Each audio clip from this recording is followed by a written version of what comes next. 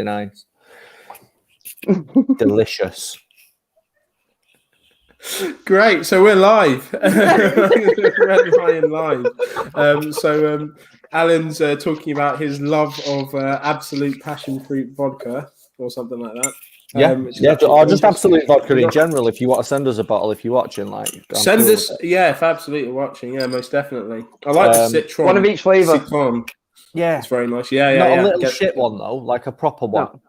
Yeah, we need to try them all to see which one's the best, and then we can grade them. You need multiple occasions when you try it just to make sure that your palate's discovered everything that's within the flavour of that said vodka. So you can't be doing that on a little fucking miniature. You can't be doing that. There's no time for your palate to develop. Yeah, and then we need a cleanser as well. So if you can throw into like a decent, like a wheat beer or something like that, that'll really refresh the palate. I'd be cool with that as well. Like, don't be tight. Let's do it. Was that you doing a bit of marketing for us just there? Yeah, that was it. I expect the emails to be flooding in. Anytime soon. Anytime, mate. You're going to be inundated. Thank you for doing that for us. No problem. That's what I'm here for, bro. So if anyone's watching, I mean, how can you resist that pitch, eh? So welcome to Red Lion Live. This week, we are discussing a whole bunch of geeky shit as usual. Specifically today, the finale of the Falcon and the Winter Soldier, last episodes of this series. Or this season, should I say? Sorry, and it was incredible. But before we get into that, I'll introduce myself. My name's Nicky D, and I'm joined by my hosts, as I am every week. Well, most weeks, Alan. You know, give or take. Let's start with Mr. Mike Good. So, how are you doing today? I'm fucking mint, you know. Not only have we had a cracking episode of Invincible, we've had a cracking episode of Falcon and Winter Soldier, and I'm going to get fucking twatted tomorrow at the Premier Battles event and see people in person. I don't know. Yeah. Shout out, Matt. In fact, before I do the shout outs, and we're also joined, as usual, by the Mr. Talent. By the Mr. Talent. Yeah, that's my short name. I've been drinking already. I'm giddy today, mate. I'm giddy. It's an exciting week. Yes, but how are you doing? How are you doing today, bro? I'm good, you know. I'm actually good. It's been a good week, nice and positive. Like lots of good things happening. Yeah, it's been all right. I've got a beer in my hand. Yeah, mate. Do you reckon everyone? Are you feeling this kind of in general, or do you reckon everyone's feeling quite good? Because we had the George Floyd trial. Obviously, that came through, and everyone was just fucking buzzing. Yeah. So we had that happen, and then we had the pubs open again. Yeah. So everyone was just like, fucking bring on the booze and shit like that. They all did the business with the fucking Super League, and then everyone went fuck off. You know, and then to millionaires, fuck off to millionaires. Obviously, we don't really talk about sport, but that was fucking hilarious. How great was that? I feel like I'm starting to believe in people again. This is how I feel. I feel like a general like remember when we all loved it that like all the hedge funds were getting fucked over by just normal people just being amazing. That's what the Super League thing felt like. It felt like everyone just went that like the big clubs that wanted to make loads of money went, look at all this money we can make. Hey, they'll just follow us, and everyone just went, nah. Like, pretty much. You know. I think it's a little bit more than just nah. Yeah, but everyone just I'll just go FC United or Salford FC. I'm cool with it. Like, fuck off. You go do your thing. I'm fine. I'll go watch someone else. Like, you're not being a prick with me. Yeah. And I do think it's just a general feeling over the last few weeks where, like, you know, your faith occasionally gets restored in humanity. And you just go, people are like occasionally quite good. That's exactly how I feel. Exactly. The only thing I saw from that is what brought down capitalism. Dodgy football. That is wild. After the fucking year and a half we've had, dodgy knobheads in football brought down capitalism. Basically, it's fucking fantastic. It's a shame, isn't it? It's a shame that it had to be football, but it had to be something. All right. Yeah, it is kind of both gross and quite encouraging that we got to a point in life where we went, no, right, we've had enough now. Stop being knobheads. but it was over that. Do you know, of all the serious things that have happened? Yeah. So we've had racial discrimination, we've had game. Sexism, we've had, physical abuse and death and murder on our streets. Yeah, but what really affects the straight white man in this country? Let's face it. Football, yeah. Right. Really? So why was anything going to happen? There we go. But it answers that question. But it's funny. It's funny anyway. I've never seen Boris Johnson get up off his chair so quickly. Oh no, I'm not fucking having that. You know what I mean? Even Boris likes a bit of footy. He wasn't about it at all. Yeah, because he thought he was going to make a shit ton of money. It was insane. I was like, fuck. I've never seen the government act so quickly about anything. Like anything. It was again. I would repeat. Yeah, it's just because it's affecting a straight white male population more. It's expecting cash. It's expecting that. That's why, because it's worth billions of pounds. And it's affecting that. Let's just pray that the general public has the same kind of attitude and energy when the fucking government try and privatise the NHS. It's already started, that, mate. That's what I mean. So when they actually go full fucking balls and all into it, let's hope the public just go, nah, you're all right, you're not doing that. I'm waiting for the future of NHS. Actually, now you're from all right. All the European greats. Now you're all terrible. Right. Nah, do you know what? You're all right. You're not doing that. Don't worry about it. Yeah. No, not okay. Good stuff. But apart from, Mike's gone already. I mean, we've only just started. We've only just kicked off. We haven't even gotten to the first segment yet. So let's say hello to a couple of the fans. NG, hey girl, I hear you're very local today, NG, just in the next room. So you and Vix behave yourselves. I'm sure they're going to get quite giddy. Longhead Linda, mate. Hello. I think when he said next room, I think he meant in the garden. No. And also Vix. Hi, Vicky. That is an in joke. Me and Vicky just before we went on air, I just started saying hair on. And if you've not watched that clip on YouTube, please go and watch the YouTube that's called Hair On. Spelling bee or something like that. And it's speaking about YouTube. Have you guys seen the video that I shot? Yes, I watched it before we come live. You guys watch it or not? Yes, I like it a lot. Yeah. I definitely watched it. Shotty Horror and Bison Briggs, featuring Rick Charles, produced by the Karate Suit, and audio by Ben as well. He does a lot of band stuff, and he's going to be doing a lot of band stuff for Shots at the moment. But Buff the Stuff is out now. Go and give it a watch because it's great. How many times have you guys watched it? I watched it twice before I come on because I thought you was going to ask me questions about it. I will ask you questions. There's a Buff the Stuff quiz. Slightly later on. I really loved the bit where you filmed stuff. I was really aiming this at Mike. I wasn't expecting you to watch any of this, Alan. I really like the bit where they did some rapping. Yeah. That happens, isn't it? We're done here, Alan. We're done. Yeah. But more importantly, have you guys watched the season finale of Falcon and Winter Soldier? Did we watch that today? Yes, we did.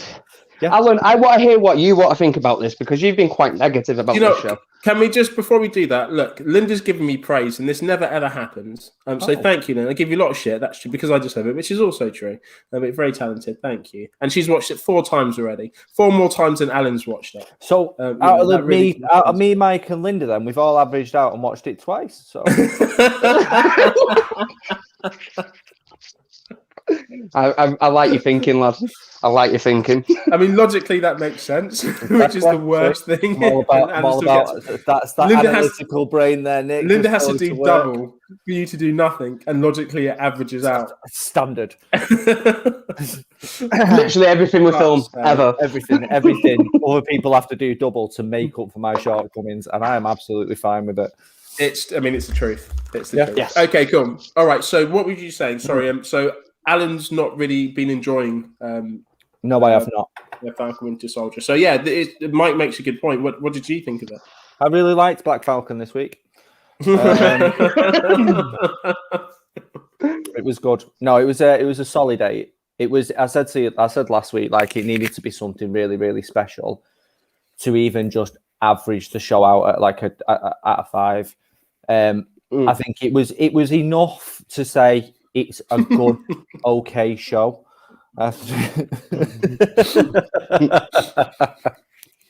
Facts.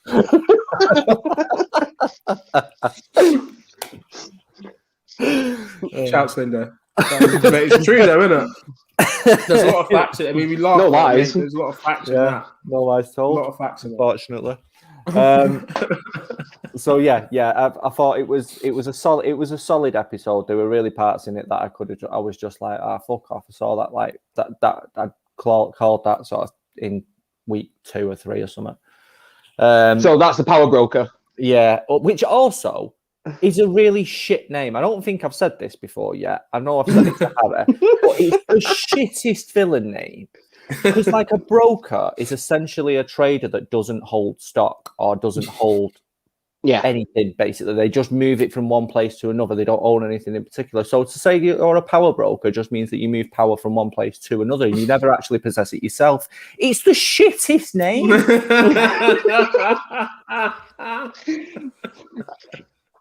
I like your logic. Again, I think it's...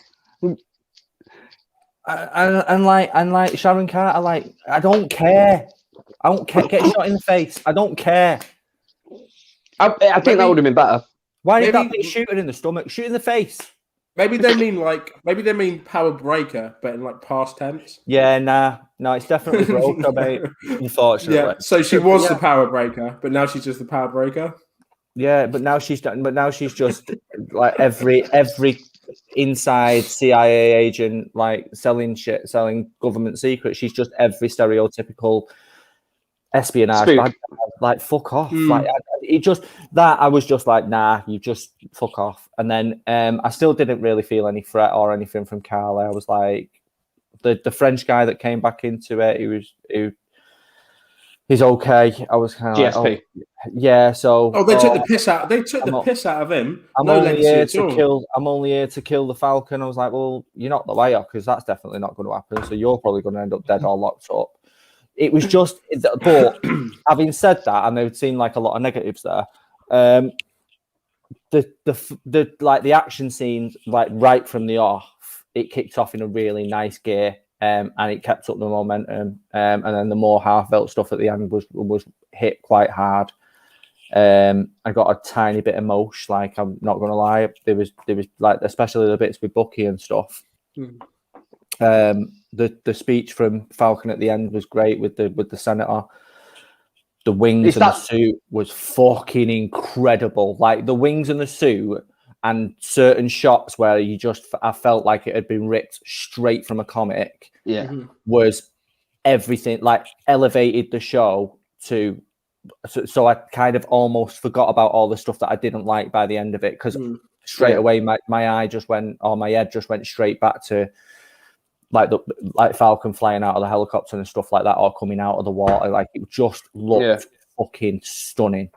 So I will say that. Also, like a couple of things where he catches the car, I was like, that would have definitely imploded your body. Like, so don't, like, you're not a super soldier, so don't pretend like you've got super strength. Like, I liked all that. I really didn't. It reminded me of something Iron Man would do. It was great. But he caught it, and he's just, don't forget, like he's got a jetpack on his back and the weight of a car on the front, so that literally would have just squashed him. The only thing Red Wing helps him at a point, but when he first catches that car, he's got something pushing against his back and against his front. Oh, just come on! Would have just squashed the ball. Mate, you're talking about a guy who throws a shield that makes it bounce every which way and catches it. But there's no logic to this, really. Stupid shit like that really can't put logic in this. Really. See, I didn't even think that because I was like, that's a suit from Wakanda. Yeah, he's got all that shit. Suit's vibranium, though. Maybe it is. Like, and if it is, then, I'm all kind of okay with it. Yeah. Bucky asked for one last favor. Let's face it. Why would they go? Here's a suit, but it's only got a smidge, just a smidge of it. Like, you have to put actual clothes on and then just put this metal visor thing on your head. Yeah, exactly. That makes even less sense. So I took it as his suit was. That's why he was able to take the blows from the super soldiers and not just die like the guy in the last episode. The helicopter explosion and all sorts. Of course, that's why Brady has to be. You're dead, man. Okay. Yeah, you're looking at net, mate. Look at kind of little pernickety negative things. Like, mate, this is a guy that dashes a shield out a window and catches it easily. you know, there's no logic in this. There's no kind of real kind of sound logic. It's just fun superhero stuff. He caught the car because he was supposed to. He gave us a great scene, and then he used the 2 little mini fucking Red Wings, you know, to help him boost it back up, which reminded me a bit of Iron Man. So I got all the feels and stuff, and it was a great like kind of superhero. So he leveled up, mate. Let's just talk about fucking the new Captain America, because he is the new Captain America now, and I like this Captain America. Leveled up, yeah. I mean, he was the shit he was Captain America, but the fact that he incorporated his Falconness into it as well was just great. You know, used the wings, he did crazy things, used the shield, call it again, flew away. You know, just used both elements of his skills, and he adapted it. He wasn't trying to be Cap; he was trying to be who he was, but he could still use it in a different way. We saw a completely different kind of action, like different action sequences. We've never seen any action sequences like this before. Even some of the grounded stuff that he did, where he was just using the winds when he was fighting Kerry at the was it her name Kerry? Kara? What's her name? Carly Montenfell. Yeah, Carly. Yeah. She forgot though. Yeah, when he fought her and she hit him, and he used the shield, but then his wings dug into the ground to stop him from moving as well. Yeah. Obviously not a super soldier, so he doesn't have that strength, but he's just using little things to help him. I thought these little touches were just amazing. You know, really, really enjoyed this one. I think you're absolutely right with what you're talking about with the action. Kicked off straight away, saw the new suit, and I was like, you look stupid, but I love it. It's great. Why would you leave that much of your top of your head exposed? You fucking whopper. You're flying about, you're flying into something head first. You fucked. The rest of your body would have took that blow. Of course you would. Yeah, exactly. He just loves his little goggles, doesn't he? He just loves them. But no, it was great. I think the French guy, I think they did him a huge disservice. I feel like if he should have been killed. She'd been killed by Bucky, probably, in this, and it should have been brutal, and it should have been great. It should have been satisfying. He's been saved. He's coming. He's onto the raft. He's coming back. Is he? I don't know. I thought she shot him in the face. I thought he was dead. I thought he was dead as well. Yeah, I feel like she shot him. Yeah, she shot him. Yeah. They had the Mexican standoff. Yeah, she just shot him, didn't she? Oh shit! Yeah, and she fell down. I just thought, and I was like very underwhelmed by that. I was even, in fact, that whole scene there, apart from when Falcon's fighting, I thought it was a bit shit. I was like, oh. Well, that's her again, though, isn't it? It's the power broker being involved. Yeah, she was the weak link in the whole of the episode. Like my favorite part of the episode, it was the stuff with Isaiah at the end. Joe, when he's walking around the museum, and that scene before it and stuff like that. That was because it followed up from the scene with that speech with the senators and stuff like that. Yeah, and it showed the duality of the conversations that they've had in the past about how they would never be a black Captain America, and then because. It was just so fucking well done. Like, genuinely emotional at that. Like, I was like, wow, properly took me by surprise. Like, that was. But he's been one of the best parts of the whole show anyway. He's the part what's give it heart to me. Like, he's give it a real depth to the role and to Sam himself. Like, it's. Yeah. He was talent. Let's face it. I mean, it was really his story. The Winter Soldier. Obviously, it's about the Winter Soldier kind of slowly coming to terms with what he'd done, but he didn't. There was no real arc for him. He's still Bucky. You know, he still has that Winter Soldier inside him. You know, but if anything, it's just strengthened their relationship. But apart from that, he's not really learned anything. I don't feel like he's evolved as much as Sam has. He may be in parts, but definitely not as much as Sam. You know, Sam's has had this huge arc right from the start where he gave the shield away. To this point now where he's decided he wants to be Captain America. It was his story. If you think about Bucky in between this, he was just kind of there. You know, he kind of played a part in it, but it's not his story. It's not Bucky's story at all. So it was mainly focused. And I think this was important because what you're saying is right. You know, we're seeing a new Captain America, and there's going to be a new Cap. Well, as soon as Cap gave Sam the shield in Endgame, color or not, I just thought not him because I just thought it was shit. I just didn't think Falcon had much to offer the MCU, and I feel like a lot of people were probably the same. A lot of fans were the same. If you're a true fan of Marvel, you know, if you're a fan of the X-Men, you're a fan of Spider-Man, Miles Morales adaptations, anything, you're gonna appreciate all characters. You're gonna know who a lot of characters are, and a lot of the black characters are as well. You're gonna appreciate them just the same. So Cap giving Falcon the shield, you're not gonna go, oh, why is he giving it to a black guy? Well, I hope you wouldn't anyway, so dickheads that would. But I just didn't really like his character. In fact, I preferred Bucky to Sam, just as characters go. And I feel like they knew this, and I feel like they knew that a lot of people would probably be feeling the same, not necessarily about the race, but generally about his character. And I feel like they needed to tell the story to kind of give him a little bit of substance, to kind of go, right, this is why he deserves the shield. And it's almost like this is what it's an origin story. Yeah, of course it is. It's an out and out origin story. Like it's evolved. He's evolving. Like it's. Yeah. I mean, it's been really well done. Yeah. If you think about, I think it was when they first put the Falcon into it, they would have had this as the main game. They must have had back then. This would have been the end game, and it would have been storytelling as a long, slow burn. And they knew that they had to get this part of the season right for that transition to work. It's all about that long, slow build, so you can watch him build and get better and evolve into Cap.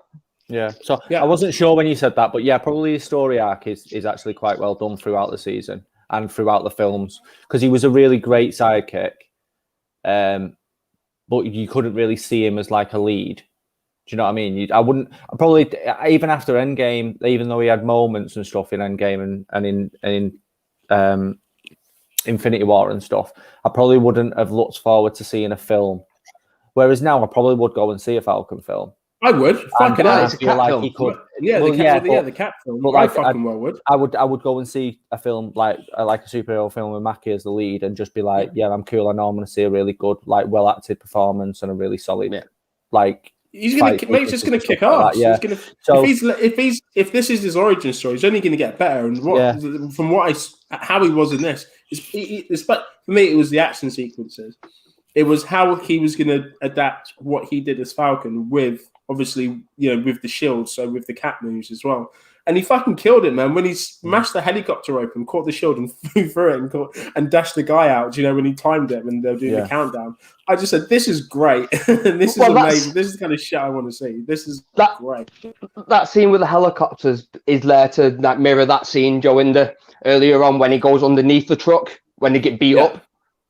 So that's there to mirror that as his evolved. He can do that now and still beat him and do it. And still do it with that Cap panache of not actually murdering people. Yeah. Unlike Agent John Walker, who is now basically the Punisher. How do you feel about that? Because I can never remember her name. Julie Louis-Dreyfus. Yeah. So why? Well, why? Because she got like a tiny little bit at the end of, like, was it the last episode or the one before? Yeah. Where she was like, call me and make sure you answer the phone when I call. And that was it. That was just to get comic book nerds massively overexcited, because in the comic book she was briefly Madam Hydra. Right. Okay. She was a Shield agent, and she was also briefly in Hydra, but in the same way Cap was in Hydra. So she's basically deep. So in my head, it's because she's in touch with Nick Fury, or the guy from Thunderbolt thingy, Ross from Hulk. Right. Joe, the one that's looking after the raft at the moment. Oh, is that where he is? Yeah. So if he sets up the Thunderbolts with the people that are on the raft, he's already got Zemo. He'll have a bunch of people there. So that's why I think they're going with that, and I'm happy with that, because if we get a proper Thunderbolts one. They've mentioned the raft a few times. They've made a twice in the last 2 episodes. And then so is that when we get like Red Hulk then, or not? I mean, mate, I'm looking forward. I want to see Red Hulk. I'd be happy to see it, but maybe not in the series. Not in the series. I don't know, because I think Red Hulk in the film. I was going to say, I think the thing is going to be a big matter on that. She-Hulk. I think we'll start finding out if it'd be possible for us to even have a Grey Hulk or Red Hulk. But we basically had the Grey Hulk anyway with Professor Hulk. It's basically the same thing. Yeah. But anyways, I thought this episode was great. I really did. I think it was a good last episode. Sorry, go on. No, I'm just going to say for me. It gave me what I wanted to see. I said, this from the last episode as well that we had before. I said this episode better just be bringing that action. That's what I was saying to myself. It better be fucking hard hitting, bringing that fucking beat down from the start. Yeah, exactly. And it pretty much did. It was pretty much half an hour just of a fight scene, just a big old long motherfucking fight. And it was great, and I loved it. I like the callback as well to Civil War. The score where the truck initially went down, the old Cap grabs it, and he has this kind of change of heart and decides to save these guys. I don't think it was really a change of heart because he was not necessarily the bad guy. He was just he's fighting the serum, isn't he? He's fighting the serum, and that's why he sees his Medal of Honor on the back of his shield. That's when he realizes he's got to try and do that, and then he sees the super soldiers and he loses his rag again very quickly. Like, no, I'm going to kill you. Again, he tried to do that, but the music from the beat there. Because again, I would have preferred to see him look at the super soldiers and look at the van, and then just walk away from the van. Instead of just grab it, instead of like grabbing it and then Falcon come and save it. Like the people be all right. Like they don't. But I would have preferred him to have a bit more dimension about his character in that he just walked away because he was doing like the greater good thing in capturing. Well, but that's what he's doing. That though, he's trying to show that he's still fighting his duality. Like that's what that scene was literally there for. I personally would have liked him just to go all Punisher on it. Like they're in an armored fan, if they hit the floor, they'd be all right. Yeah, people down there can catch them, right? And then just start killing people. That's what I would have wanted. But at the end of the day, it is a Disney property, and I don't think we'll ever get like a proper anti-hero like the Punisher in one of these shows yet. We've got to wait until we've had like maybe even the first horror film is going to be the Doctor Strange, the Mouth of Madness. Right. So after that, I feel like we might start getting more harder action and thriller and stuff like that. I think we'll start seeing more involvement within the MCU. I think you've already said Moon Knight's probably going to be one of them series as well that goes goes with quite a lot darker. Yeah. So like you say, maybe after that, I'd be cool with it. So has this made you more or less excited for Loki? Because I think we've got like 6-7 weeks before Loki comes out. I'm less excited. I wasn't really excited for Loki anyway. I'm even less excited for it now. I feel like I'm probably in the same boat. I feel like I've seen Loki die too many fucking times and dodge it and shit like that. Don't get me wrong, Tom Hiddleston is great as Loki, but I don't know if I need to see a whole series of that. The only plus side is we got Owen Wilson next to him, and I feel like Owen Wilson is going to be quite entertaining. But that's just me. Wow, that's all it is. Every time he opens his mouth, wow.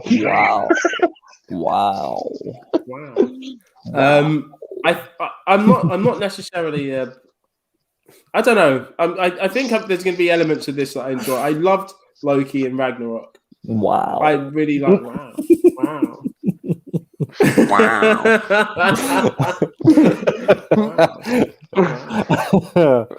It's good watching this. We've just found out we're going to introduce that episode every fucking week anyway, aren't we? Yeah. And now it's time to review. Wow. Now it's time to review. Wow. Thank you, Linda. Thank you for noticing. These two didn't fucking notice. I did. I just didn't say nothing. I noticed Michael's last week or the week before. In all fairness, Alan, fresh. In all fairness, my hair was like down here, and then it went to this. Your hair is already receding and short, and now it's still short. I mean, that's rude.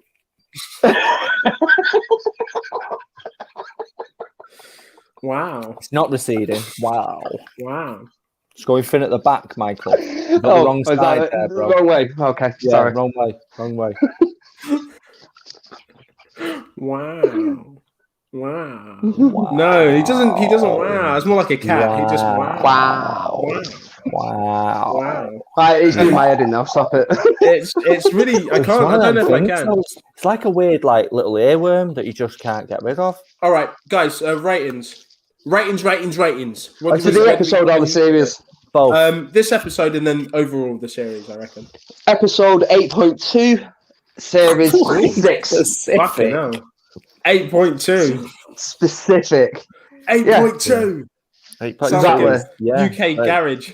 That feels like it had a formula. Garage FM 8.2. It is. It is. How long it is and how many beers I need to drink before it ends. 8.2. If I don't need to drink loads. Nice. Yeah, it's a solid 8. 4.5 for the season, though. Whoa, go, you bitch. Wow. Wow. I can't go against what I said last week. No, it's fine. It needed to be a fucking 12 this week to put it at a 5, and it wasn't. So, yeah, 4.5 for the season. Fucking hell. Just crack out up another beer. Fucking cocky shit. I'd like to see you make it, you bastard. I don't know. I'm getting really defensive. It would be a very different show, mate. It would be a different. No black people. Not a lot would get done. not a lot of black folk. It'd be called the Falcon and the Winter Soldier. It'd be mostly the Winter Soldier. The Falcon would just be flying at the top, kind of out of shot. You know what I mean? Every now and then, come down and just say like a really black thing, like yeah, and then just fly off again. Yeah, exactly. Do his Mr. T impression and fuck off. Exactly. I ain't getting on no plane. I got these wings. I ain't flying. That's why I find these wings. My vibranium wings. Just flies off, and that's all you see of him for 3 episodes. He's not back for 3 episodes. That's how Alan would do it. They flying. That's how you justify it. He's still in transit. Right then. Right. Anywho, I would give this episode. I'm kind of with Mike. I'd give it an 8. I'd say 8 is fine. For this, it was good. Overall, I give the series a 6. I think it was above average, but I think there was a lot of average episodes in there. But the episodes that. Yeah, I was going to say the only thing that I think really held it back is that they had to cut a lot of stuff around a virus or a pandemic, what got cut from it. And that was a lot of stuff what was supposed to give Carly, I can't say your fucking surname, Carly, give her a lot more meaning, and that's all been cut away. Like, the funeral that you go to, who actually went to the right near the start, it's apparently that's supposed to have had a whole load of things before it, and they had to cut it all out. So I feel like it's ended up having to shoot itself in the foot, but I think the last episode made up for it. I feel. Yeah. I feel like it. I think this episode was really good. This episode definitely boosted the a lot overall ratings. I think overall. I think, but there was a lot of episodes that made me just go, this is below average. Even just for like a body cop series, it's below average. So something that has the Marvel logo on it, obviously I was expecting a lot more, and especially from how they introduced it. The first episode, I was like, wow, limitless things. I was really drawn into this. Yeah, even just the bank scene that they had there, kind of touching on the discrimination. I was like, this is going to be really thought-provoking.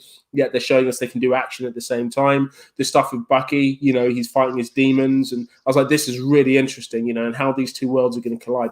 This is going to go anywhere. My whole mind just went, wow, this is going to, wow.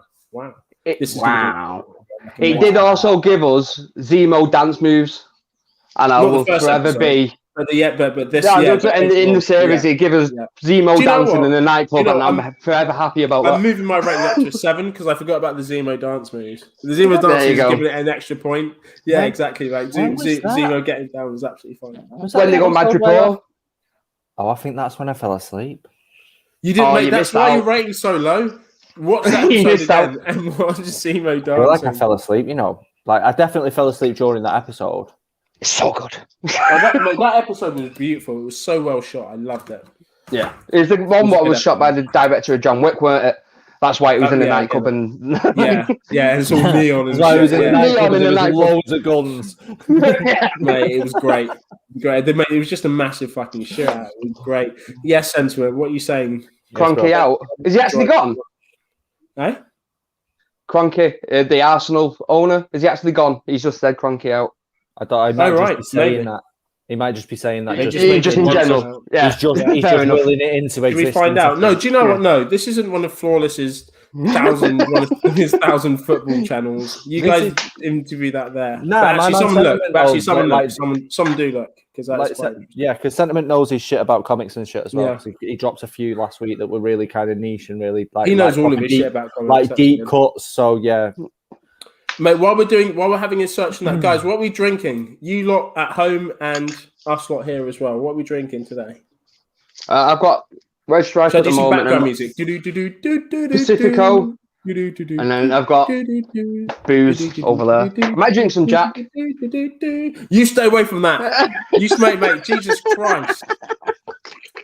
There'll be nothing left. I don't think he is actually out. There's just loads of protests and shit. And then like it's half time and Arsenal are still drawing with Everton. So like they're doing great today. Come on, Evan. So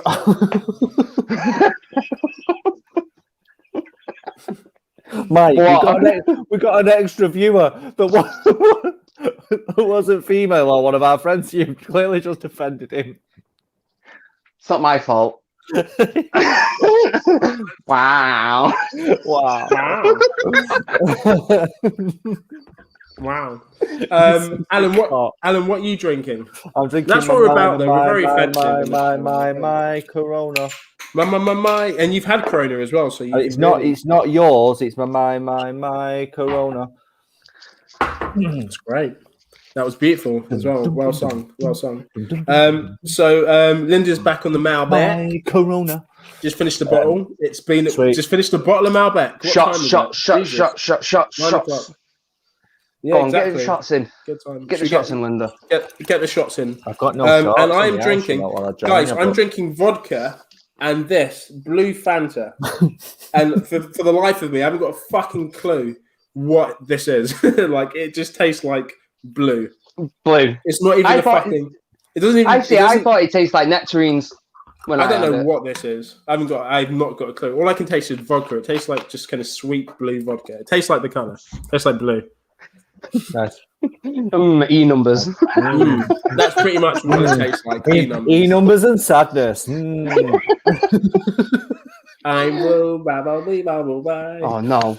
Yeah. Oh yeah, she'll kill me for this. But do you know? You and these random fruity drinks, Linda. It's not even fruity. It just tastes like a color. This one, it's just blue. Well, maybe blue, some fruits are blue.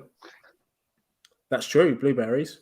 Yeah. And let's just leave it there. Let's leave it there.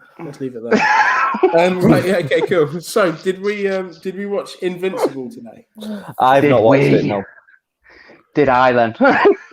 Yes. Why didn't you? Why are you not watching this, Alan? Because some of us work, Nick.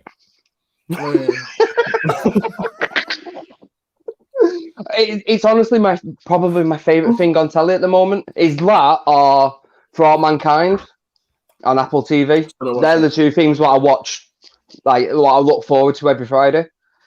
So yeah, this episode was chaos.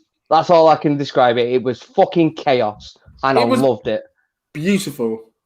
Yay! Finally, you've got a very take part in. I watched Invincible. Linda, what do you think about Invincible? I watched it before I jumped on Falcon.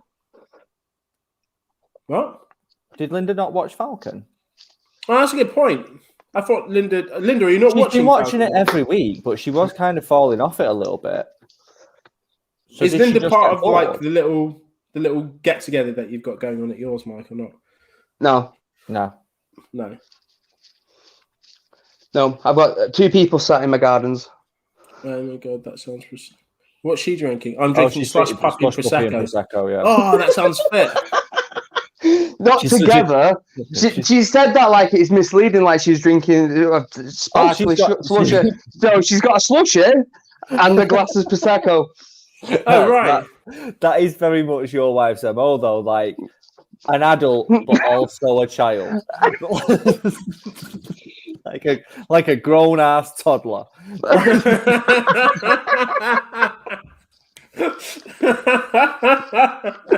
Oh, you're gonna get banged out, you know. I've said it to her multiple times. She literally is a toddler. Like the way she walks, the way she swings her arms, the fact that she's got tiny arms. Like she can't reach stuff in high places. She is an actual toddler.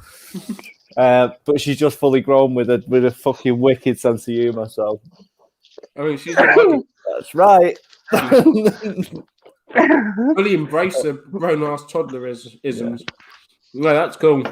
And Linda, having watched Falcon for the last 3 weeks, I CBA. Oh, right. Yeah. Probably fell off when Alan was saying it. I'm done with it as well, pretty much. Yeah. So the episode where I fell asleep, I think Linda had said she'd almost fell asleep, like she was just bored of it. Yeah. So yeah, I get it. Yeah. Yeah. Yeah, agreed. Fight scene was epic. And Dick also agreed to that. Yeah. I mean, general conciseness. Also agree. Yeah. I think we're all in the same boat. So let's talk about this episode of Invincible. Mike, all the fighting. All the fighting. No, not all the fighting, because I was. Just wait a second. When I say all the fighting, I saw someone get the spine crushed through the back. Yeah, okay, hold That's on. enough. That, and then he punched another superhero through his body. Like, he put his hand through him, like... Before quite chopping him in half. Yeah. Listen. No, but it didn't start off like that, did it? Actually, it was a bit of a slow start today. It was a bit of a slow start. But a thinking episode today. I would argue the slow start is just because of how the last one ended. Like, it's simply just a follow. It's just like if you watch them back to back to back, it'll flow really, really well. I feel like you could watch it all as one. I did watch him back to back to back because I'd only watched 2 episodes last week, didn't I? And then I smashed the other 4 out on Saturday. So yeah, I'm fucking fuming that I've not watched this episode. Harry's fuming that I watched it without him as well. Not that my 12-year-old watches this show. I was going to say, I appreciate that parenting. I appreciate the parenting. Harry definitely doesn't watch Invincible. No. How old is I'm on a live. Shut up. he's just going, oh no, don't. So is he there? He's just come down to get a drink. He's 12 at the minute. I'm gonna have a teenager in the house next week, which means it's gonna fucking stink and everything. Oh Jesus! That means you can watch RoboCop. Is it his birthday next week? Yeah. Well, yeah, week and a half. Yeah. Oh, mate, happy birthday in advance. At 13. Yeah, did you say? 13. Yeah, we'll be 13. Mate, we'll get some Jack Daniels down. We get a couple of pole dancers. It'll be a good time. Remember my 13th birthday? Like fucking, grammar whiz. Cocaine and hookers everywhere. Yeah, mate, it was great, mate. It was good time. Yeah, mate, it was fucking amazing. A bit of sniff. Good times, mate. Good times to be 13 back in London. Yeah, that's not happening, mate. I'm not gonna lie. That is not a thing. Mate, I've no bird. Okay. Priscilla, not much to look at, but you know what I mean. Is she the queen of the desert? She know what you want. Got shoulders bigger than me. Yeah, you got like a really. She knows what. She knows what you got. A really strong jawline. yeah, and balls. Does she know is it Wesley Snipes? Is it just Wesley Snipes? Yeah. You know her. Yeah. Wesley. Yeah, exactly. It gets a bit weird. Yeah. That's her. I need to have a word with her, actually. A bit dodge. Anyways, right. But so what actually happens in this episode of Invincible? Can we talk about it? I don't know if we should. I don't feel like I should spoil it for Alan. I can just say he needs to watch it. I'm going to watch it. Right. Yeah, so, right. Yeah. Priscilla. Yeah. Bit of the old hoorah. Too right.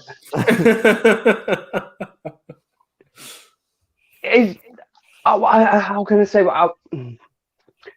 The guy what's basically the head of the CIA. What is it? I can't remember what the actual name of that. Scar on his kite. Yeah. Is one of the most entertaining people on telly, and he's a fucking drawing.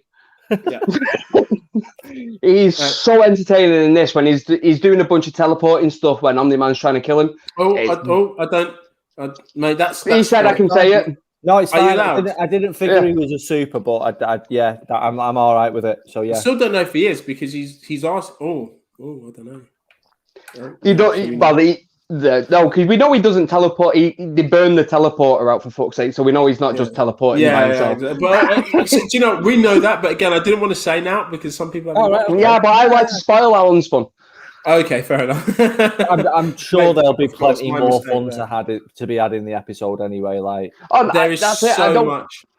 The whole I don't want to go into a load of stuff about it because it is something. If you talk about it, I think it loses that what the fuckness of it all, because that's what the whole show is like. Yeah. What? That's all I do every time I watch it. Basically, they literally wrap up a whole bunch of fucking tedious shit right at the beginning of it. Yeah, all the kind of random stuff. There's a bit of fighting in the beginning, but all just the relationship stuff and all of just the fucking thinking stuff and what's been happening. They kind of tie it all up at the beginning. The rest of the episode is just a big old fucking cat and mouse chase. That's pretty much fucking top. And it's so fun. Beautiful. It is amazing. You know, I thought this is going to be a wind down episode. Didn't realize that this would happen. Didn't think it could happen with Invincible. Just like the first episode that I watched. But lo and behold, once again, it has literally like fucking amazed me. I don't know why I let the guard down with this. There's a fucking kaiju in it. I mean, there really is. There's a this thing is kaiju in it. Mental. This thing is mental. I mean, this is a fucking beast of a kaiju that's been doped up to fuck. You know what I mean? Yeah, they literally give it a load of shit. Yeah, exactly. And it's taken all his, it's taken basically all of its nerves and shit out, so it can't feel pain. You know, just let loose, and it's just like, yeah, go fight it. It's just brilliant. It's brilliant. Wild. I don't know if there's. Thingy come back as well. One of the guys, what he killed. No. Not going any further than that. No, we won't go further than that. No. Okay. I'm assuming that's what what robot's growing. No. That's another bigger left turn. Again, I feel like that's like a. So what I thought he was doing was making like a hybrid super of like all the powers. That's why he'd been kind of collecting. For what reason? I don't know, to kill Omni-Man or some shit. I don't know. Guys, you'd be fucking smart. Happily surprised. Yeah. Oh, okay. This is what he's actually doing with this is something that I think you would appreciate. Out of all three of us, you would appreciate it the most. You don't understand how that is a burn, but that is a sick burn. Right, okay. Right, you'll watch it and then you'll go on WhatsApp tomorrow and go, nice. And that's it. And you'll understand you watched the episode. That's how I know you watched it. Nice. Nice. I might say, wow. Wow. Just dropping Wilson gift. Just dropping Wilson. Wow. I don't even know if I want to see his kite, though. I don't like Owen Wilson that much, you know. Why not, That's man? another reason why I'm not a fan, you know. Are you a fan of Owen Wilson, Mike? I am. I like the guy. Yeah. I think Owen Wilson's cool, man. You know, it's all. He looks like he can do a load of gear, and he'll be a good time. It would just be a good time. You'd have a laugh. Fun time for everyone.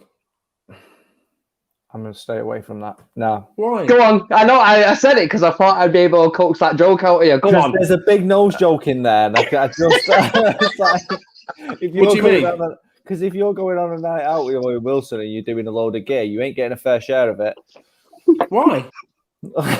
It's got a massive fucking nose. Fucking massive nose, bro. Like a massive nose. It's all mashed up, though.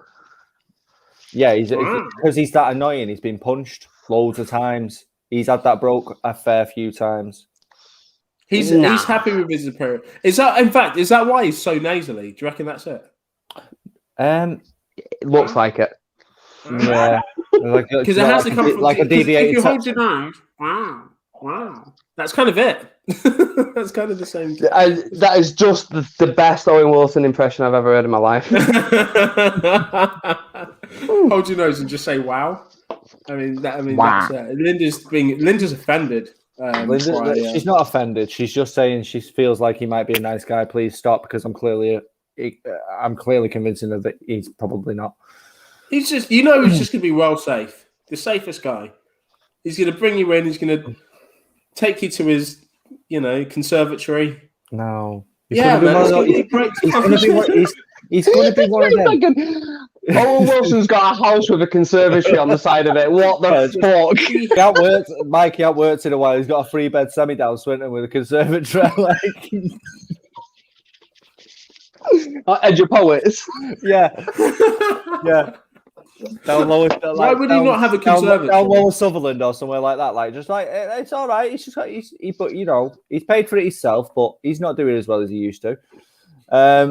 He's driving cab at weekends. Film? See, what was the last Owen Wilson film? I thought, like Marley and Me or something in like fucking 2000. Well, no, what was that beautiful one with his daughter? And she had the what was it? It was amazing. And she have like a scarred face or something. It was, mate. It's one of the ones that you would like, Alan. A really kind of soppy, kind of pathetic film. What was it called? You know, the kind of like shitty, kind of girly films that Alan likes. I don't know. Are you trying to say the word drama? Oh, that's it. Rom-com. I think that's what he's trying to say. No, just the kind of really kind of soppy, sappy Wonder. Hang on. Wonder. Oh, was he in that? See, yeah, this is he's in that. Yeah, not a great film, you know. That was a great film. Even it pulled the fucking heartstrings with me. Alan, you cry at a fucking bagel advert. All right, Jesus Christ, man! How can you not cry at this bullied child didn't drag any kind of emotion out of me? Mate, I don't believe that. I do not. Just watch Wedding Crashers. That's got all the emotion. I just thought it was very. Wedding Crashers is weird. That in it, it's a bit rapey. All that film. A little bit. I wasn't 100%. I wasn't 100% convinced with that film. I was like, I'm not. At least, I would have rather than make the Funeral Crasher film with Will Ferrell. That looked well funnier. Yeah. But I'd argue it's always far more rapey. Oh he's just been in all the shit. It's just all the shit, mate. He's not been in the shit. He's that guy that if he was like Linda's just said, I think he'd be a right laugh. Nah, he's that guy that'd get all deep on you when you'd been having a fucking drink and he just wanted to talk about real serious stuff and like what does it all mean and what is the energy and why are we all here? Like, yeah, he's that guy. He's not drunk. He's definitely on a lot of mushrooms. Huh? No one's drunk. He's having that conversation. Why are we all here? If you're off your boat or high as a kite, you're definitely having that conversation with you and the cat on the wall. You and the cat on the wall. Yeah. Well, that's what I mean. I'm just not about it. He's just he's not my kind of people, you know. You're not your kind of people. I'm really just not looking forward to Loki. That's all that is. I get that. From when I've seen the advert, I was like, it looks like Men in Black. I don't know if that's a good thing or a bad thing. No, it looks like Men in Black 3. All right, okay, I didn't watch that one, so it's fucking awful.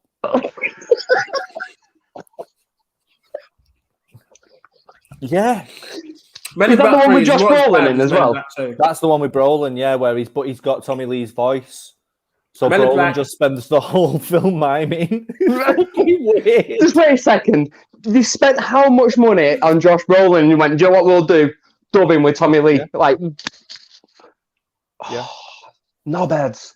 Absolutely no beds. I'm sure that's what they did. If they didn't do that, then that's on me, but I'm pretty sure they did that. In my head, they definitely have. And when I watched it, I'm going to dub it, even if it's not. In my head, it's definitely going to be dubbed.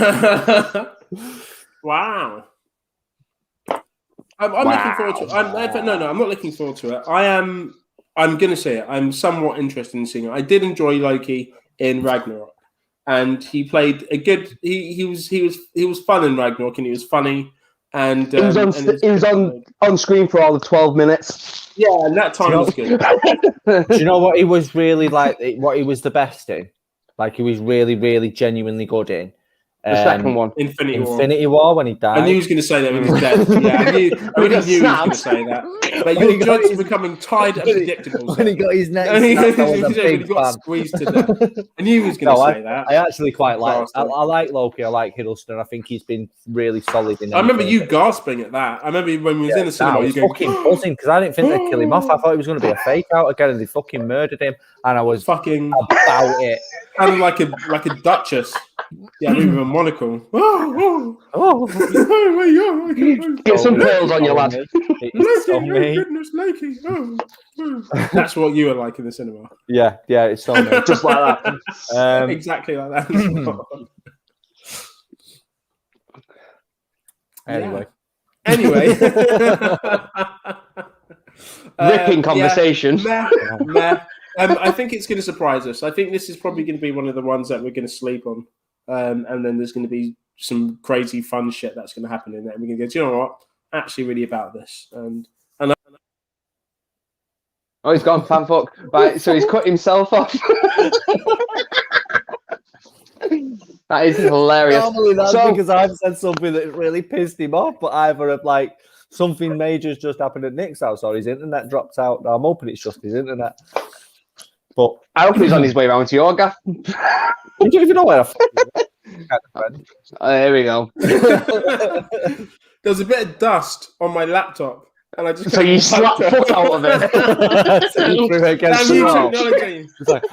kind of like fucking it's all touch, isn't it? Dirty, new one. So did you go to nip out to the shop to get a new one? Yeah, pretty much, yeah. He's just got them in boxes by the side of him. When they run out of battery, you can charge it up, lad. You don't need to just get another one out. Nah, waste of time. That means I got to plug it in. And, you know what I mean? Who's got time for that? That's going to cost him money if you plug it into the wall. Exactly. No one's going to do that. I throw it at the wall, plug in the new one. You know what I mean? You use the same laptop. Fuck me. No, literally, there was just a bit of dust on my keyboard, and I just brushed it off. And for some reason, my laptop decided, oh yeah, he wants out. He just kicked me out the whole session. Bye. Oh, fair enough. Yeah, see you later. All right. Good stuff. So Lyndon finds this hilarious, and that's exactly something that I would do. Yes, okay. Definitely is. Yeah. I think we will agree here. Okay, right. Okay, so so should we put some expectations on for Loki then before we move on? So what do we think? What do you think we're going to do? If it's above a 5, it'd be a win for me because I've got. Yeah. I'm scared that we're just treading the same old ground with Loki. There's only so many times. Oh, he's a trickster. He does stuff like. I'm kind of done with it. Like, yeah. His whole family are dead apart from his brother who fucking hates him at this point. At this point in the timeline, he does, yeah. So he's literally the people what like him are his brother and no one else. Like I just don't. I think we might run the course of Loki. I hope. Yeah, it'd be interesting to see how it picks up though, because he's literally just kind of instigated an invasion of the Thanos' army, and he's been caught, and then he's literally just picked up the Infinity Stone, and then just disappeared with it. Yeah, so it's just like, okay, well, what does he do with it? How does he do it at the moment? He's just coming off being slammed into the floor multiple times. By Hulk. He's just got the kick, the shit kicked out of him, and then just goes, I'm just gonna fuck off. Yeah, and then gets lifted by these time guys. So if it's a 5, it's a win. Yeah. It probably should have been a film about 6 years ago. That's when it should have been made. Like before I was bored of him. When they should have done it. When they did Thor: The Dark World. Yeah, if they made that as this instead of that film. Because that film is shit. Yeah, exactly. Yeah. We're not a fan of that film here. We're not. Would you say that that's your worst Marvel film?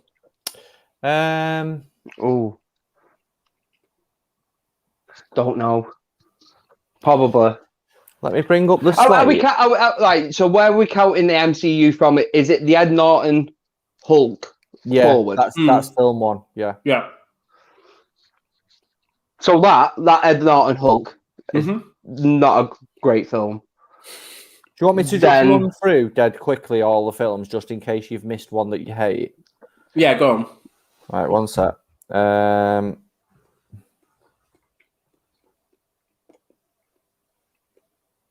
I can't think if there's any I really, really hate. There's some I'm like, I don't really need to see that. Josh Brolin didn't mind Tommy Lee Jones. He mimicked his But at least he's getting the money's worth. If you're going to get someone of that type of caliber, because let's face it, Josh Brolin is a really, really good actor. Yeah. You might as well make him actually try and get your money's worth out of him. Yeah, definitely. So we've got... And we're all big Will Smith fans here as well. So we do definitely like this one.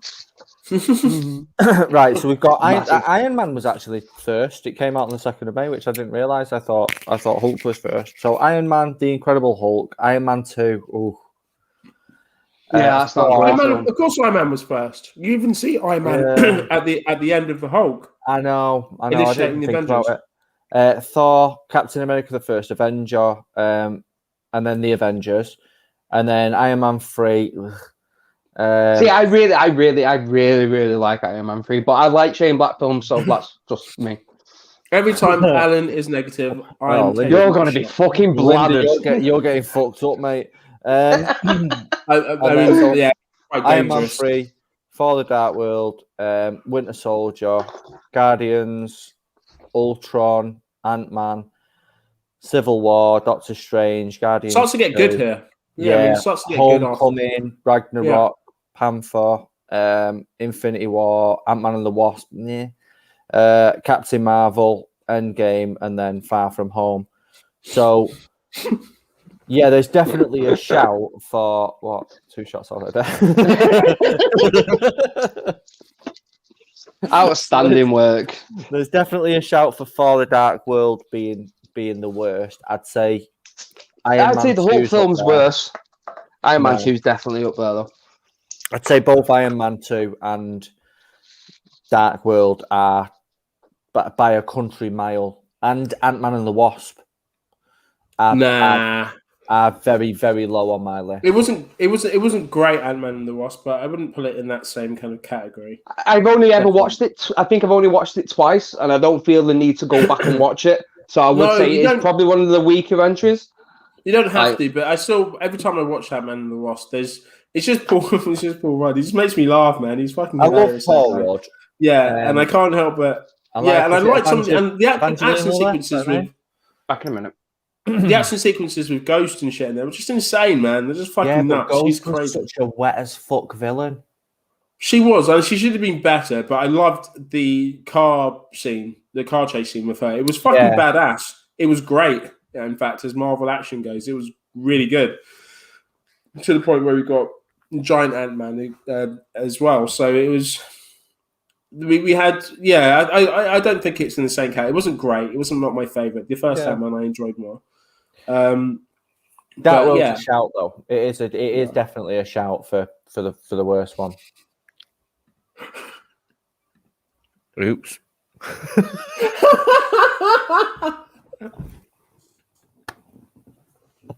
I did warn you, Linda. Oh, Jesus! Say you was going to get Linda. fucked up, mate. Like, Linda, why would you do this? It's really not the drinking game for the light-hearted. That every time Alan's a downer, take a shot.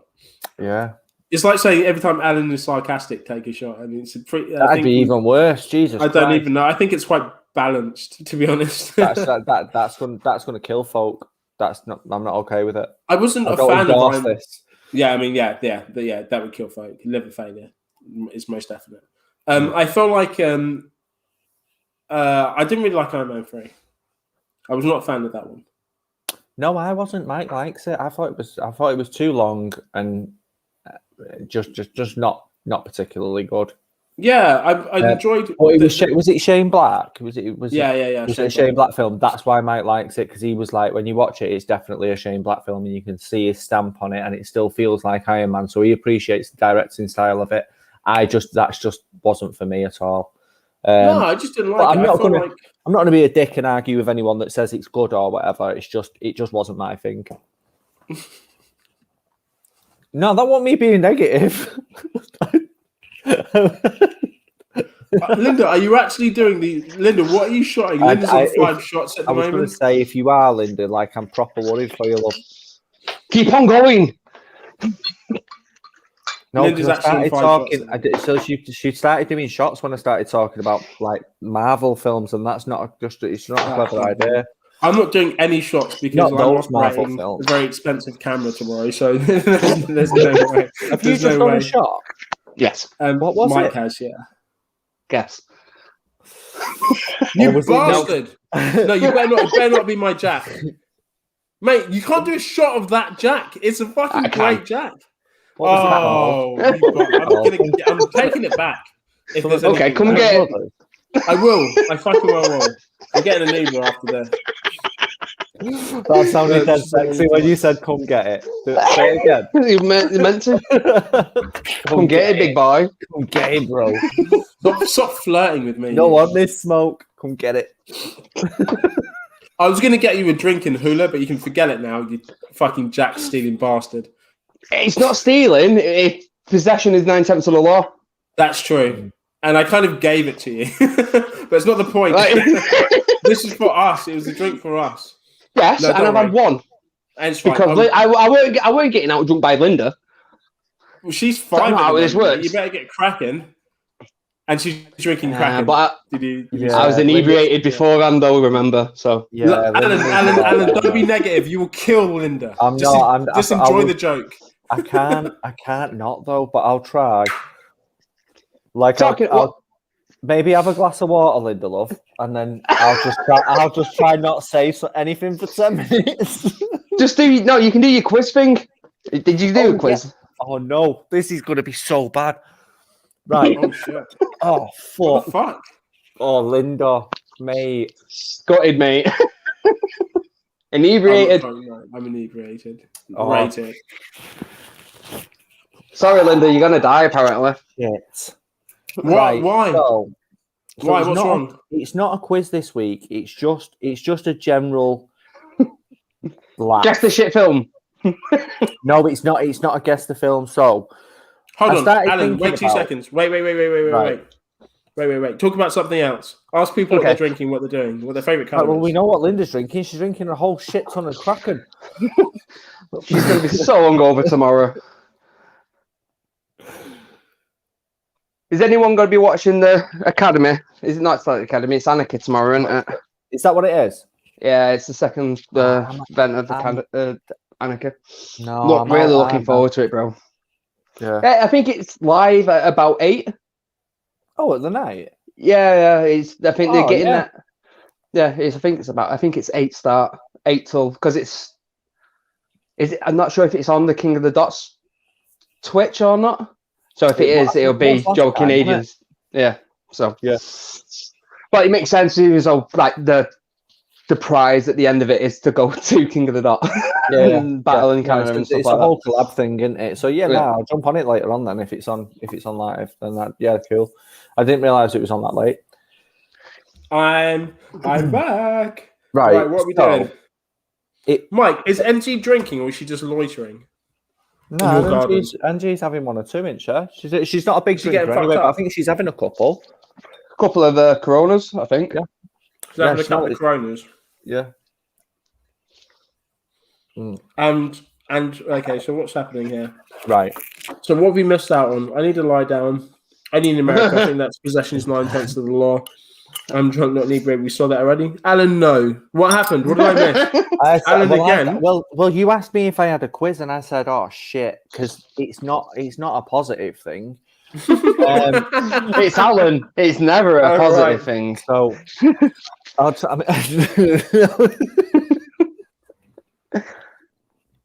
something's tickled him. Nothing, because if we'd have been in a room together, there was a joke that was waiting there that I would have said, but I'm not saying it. Right, you can't say it on the internet. I'm just not. You just can't say it on the internet, can you, bro? What did you say, Mike? I was reading. What did you say? I didn't say out. No, but I want to see if we can guess the joke that Alan's going to make. So anyway, no, I swear to God, right? So there's me pictures, right? So I took pictures of stuff, so I can show you that's the beer in my car last night, right? So these are all. These are all the things I like. Yeah. Right. So the very first one is the first screenshot on the film that gave me the idea for what to go through tonight, and it is Thor: The Dark World, right? Now it's kind of positive, but almost a bit shitty as well. So it's good performances in shit films. Okay. Oh, okay. Right. So I'm gonna run through a few because I've got quite a lot. and then I want to see if you would agree or disagree as we go along. If you agree that they're good performances in a shit film, or if you think the film's good or what. Right. It's definitely moving like a boomer. Oh, well, because I was swiping with one hand. Yeah, I can do it the proper way. I have got opposable thumbs for a reason. Like, why don't you use them then? Like you're wielding a saber. So, right. So we've got Tom Hiddleston as Loki in Thor: The Dark World. So that's a great performance in a fucking bang average, if not awful film. No. Do you not like Loki in that film? No. Like Hiddleston in that film? No. I see what you mean though. But he was very convincing Loki. So I think he did a good job of playing a baddie in a shit film. So yeah, I understand. I agree. I think Thingy was better in that film, and that's saying something. The fucking Dark Elf, Mike. I think for us to, I think for this. Oh no! Oh mate, this is not going to go well.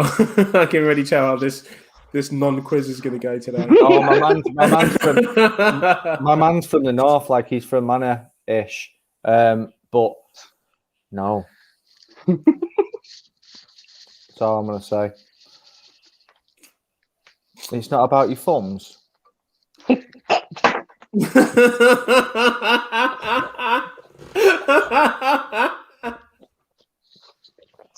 What? Okay then. So moving on. Can we move on, please?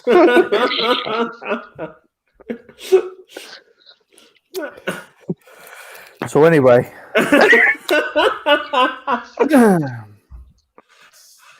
Fassbender as Magneto in X-Men Apocalypse and Dark Phoenix. Yeah, okay, I agree to that because Michael Fassbender is a great actor. No one performed well in any of them films ever. I'd be fucking urge yourselves. Watch them films back. No one. I think the thing is that what they did with Fassbender in both of those films is gave him like a really kind of heartfelt, oh look, he's a real person. He's got a family. Let's murder him. In both films. Yeah, back to back. Yeah, literally back to back. He went away and made a family and had a peaceful life, and then they murdered him, and he came back as Super Magneto. And then they did the same thing in the next film. So he had Super Magneto. I will watch that film.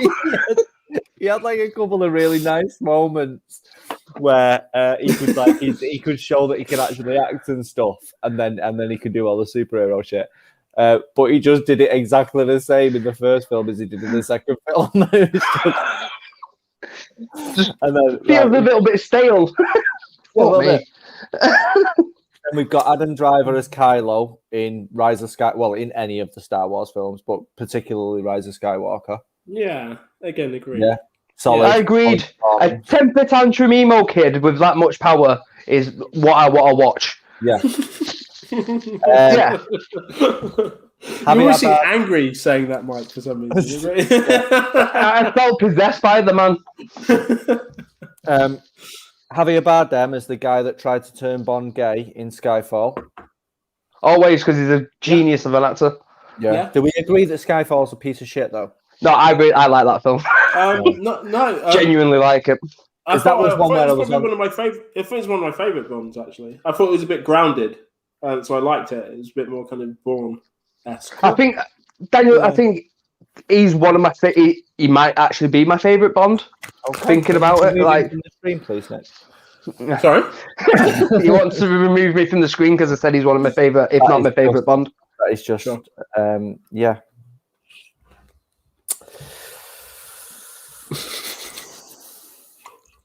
Nah, it's not funny when I do it to Mike. Yeah, see you pricks.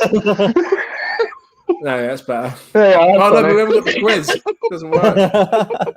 I'll remove myself.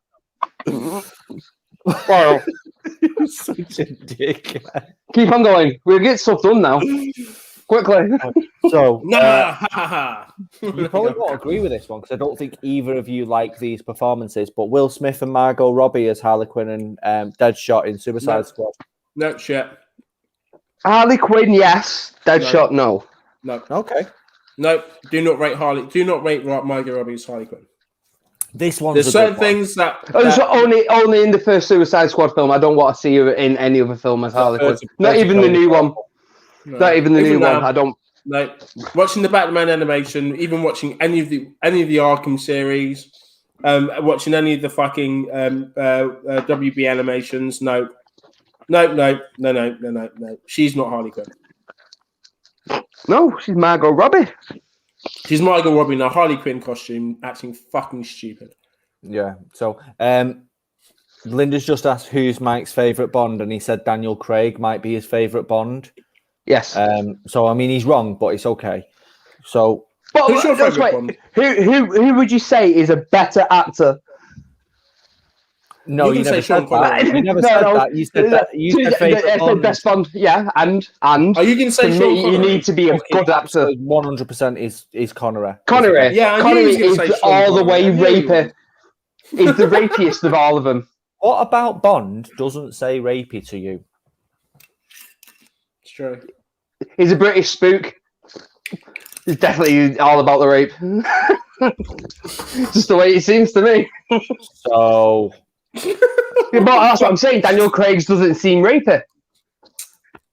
But Bond is super rapey as a character. Yes, but his doesn't. That's why he's better. He is the same. He literally plays the part to a T. Best Bond is Sean Connery. Best Bond is Sean Connery. There we go. Why are you all lying? And it's not even close. What are you saying, Ainsworth? Safe, brother. Mate, thank you for tuning in. Yes, mate. Connor, who's your favourite Bond? That's so the thing is with Bond, what you need suave and sexy and a little bit sleazy and also kind of brutal. So you need to be worried that at any point in a pub, if you was having a pint with him or a dry martini, that he'd turn around and smash you in the face with his fucking glass. That's a good Bond. I don't get that from Daniel Craig. Why did you get that more than fucking Sean Connery?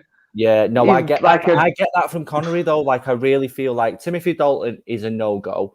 Roger Moore was kind of meh. Pierce Brosnan, I wanted to throw up in my own mouth, and then like Roger Daltrey. Roger Daltrey. On Her Majesty's Secret Service came on the other day when I was at my dad's, and neither of us. We had a race to the remote to turn it over. Roger Moore is number 2 and Pierce Brosnan is number 3. How can anyone say Pierce Brosnan is a good Bond? No, he's not. Really, I mean, GoldenEye is a good film, but I don't think he's a great Bond. GoldenEye is a good film because of Alan Cummings. Do you know what? Not from because of Pierce Brosnan. Do you know what though? Because I didn't watch the classic like Bonds when I was growing up, so obviously I was subject to like Pierce Brosnan as Bond and all the games and shit that came up to Pierce. So I just knew him as James. This was James Bond for me. And then one of my mates said Roger Moore, and I was like, "What the fuck's that?" And it was like the old Bonds. And then my mum was a big fan of him as well, and she was a big fan of Sean Connery. To be honest, I think the fucking white guy killing people, I don't give a shit. If I want to see Sean Connery in any film, it's Highlander or The Rock, right? And if they made his character in The Rock his Sean Connery character, in his Bond character, that would have been better in The Rock. Yeah. Oh, see, now why is Connor trying to make me not like him? See, he's saying Pierce, but this is it's not. I don't know. Yeah, mate, exactly. GoldenEye, man. Like, watching GoldenEye or Everything or Nothing. Tim Dalton. Yeah, I don't know, man. I like Daniel Craig now. I think he's a good Bond. No, yeah. I think it might be just the quality of the films is improved. It might just be as simple as that. I don't feel it as though. I feel like they're very fit. Have they made? No. If you go put Skyfall, if you put Skyfall or Spectre, even them two as films, and put them next to anything from before 1995, quality-wise, it's not even close. But I don't like either of those two films that you've just mentioned. Spectre and Skyfall were fucking awful. Oh, Casino Royale is probably the better of his. Yeah, personally, but Casino Royale was great. He's got another one coming. Has he got a fifth one? Yeah, that's what I mean. So he's done 4 and there's a 5 coming. Yeah. So that's what I mean. He's at the minute. He's 50-50. I don't feel like that about the other Bonds. I don't feel like that because I don't know if Sean Connery What was was Sean Connery did 3? Mate, was Spectre the one where it starts off in Brazil during the carnival, and it's just that one pan shot in Mexico? Is it Mexico? Mexico. It's in Mexico City. Is it It's during. Yeah, no, it's. Oh. The Death Halloween. Festival. I can't. It's a death one, isn't it? The Day of the Dead. That's what. Day of the Dead. Yeah. Okay. Cool. All right.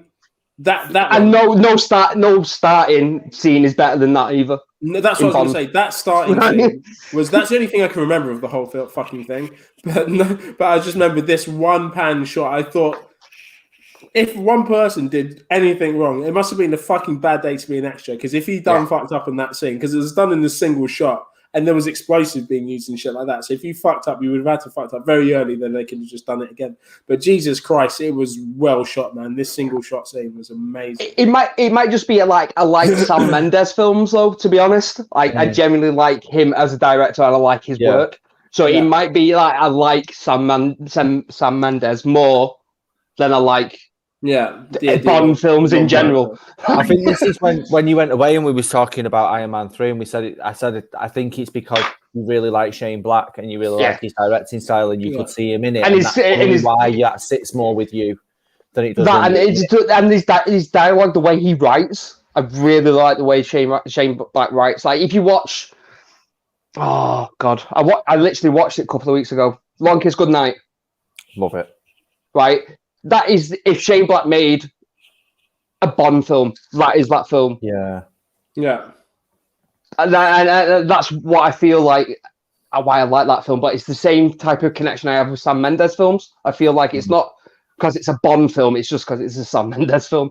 And I really like the way he makes stuff look. Best Bond villain, Scaramanga. 100%. Octopussy. I like Jaws. I like Jaws. Yeah, but he wasn't a villain anymore when he was in Moonraker, so it kind of went off him then.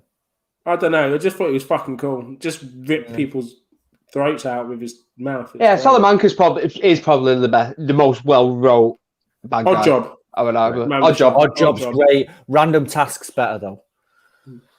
Because of the name. Yeah. Come on. Odd Job. Random. What is better than a man that throws a shoe? Nothing. A man that throws a hat. Well, no. I mean, I'd rather a man throw a shoe than a hat. I'd rather watch. Me personally. Just wait a second. You're a Mortal Kombat fan. How are you saying that? Yes, mate. If fucking. Yeah, but I'm. Why are you chatting shit, bro? I'm an Austin Powers fan more. If Kung Lao threw his shoe instead of his hat, I'd love it. I'd rate it even more. Fatality, just took off his fucking takes off his little dash him in someone's head. Takes off a stiletto and just starts going down on it.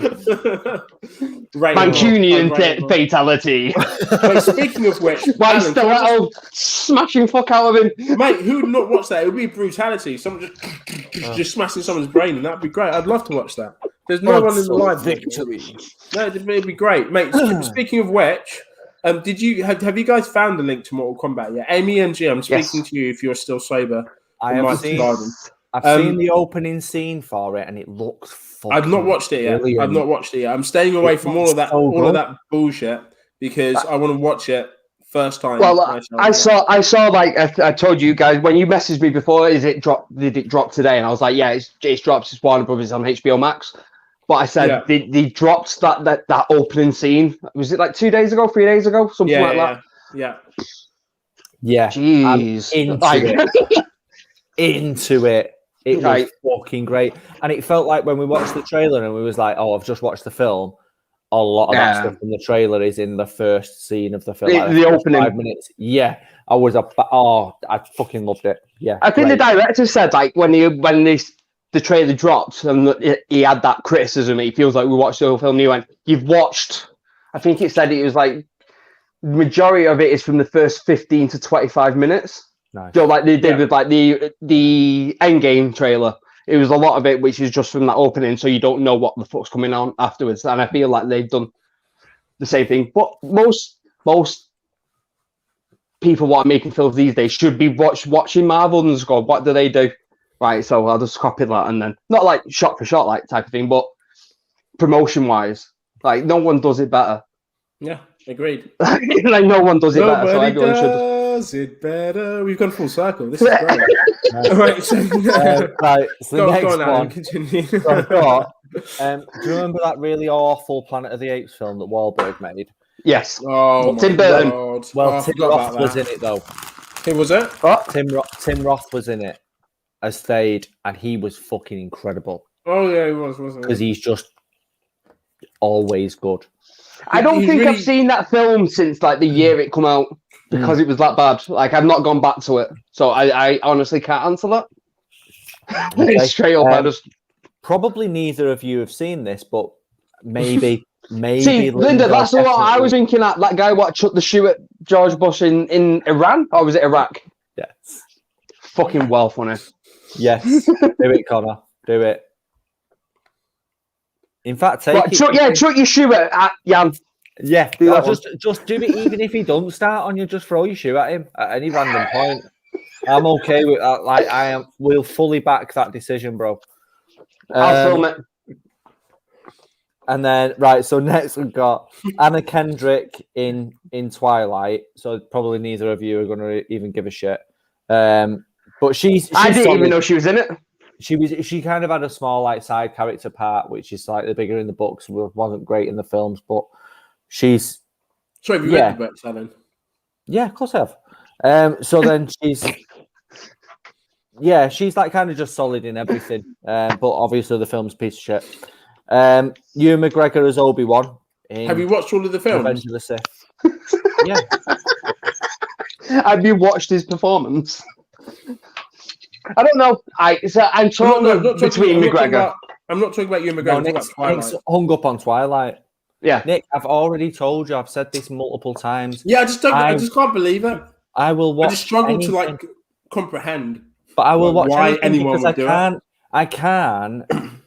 I'm an honest person, so I can't hate something unless I've actually watched it. But you're also I really like to hate. Like, you're not a 13-year-old white girl. I don't understand why you'd watch. I mean, that is true. That is true. Maybe you don't know. You know. Maybe. I mean, we haven't known each other 13 years. It's only saying. Just saying. You know, stranger things have happened. Watch that episode of Invincible. Don't assume my gender, Nick. Well, you've had 2 children. Oh, have I? Yes.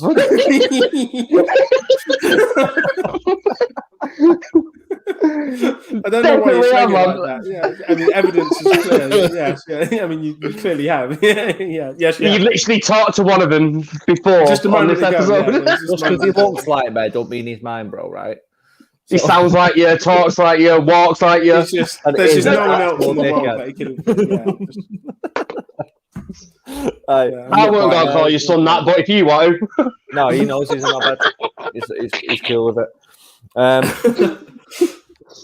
Martin Freeman in the Hobbit trilogy, because all 3 of those films are awful.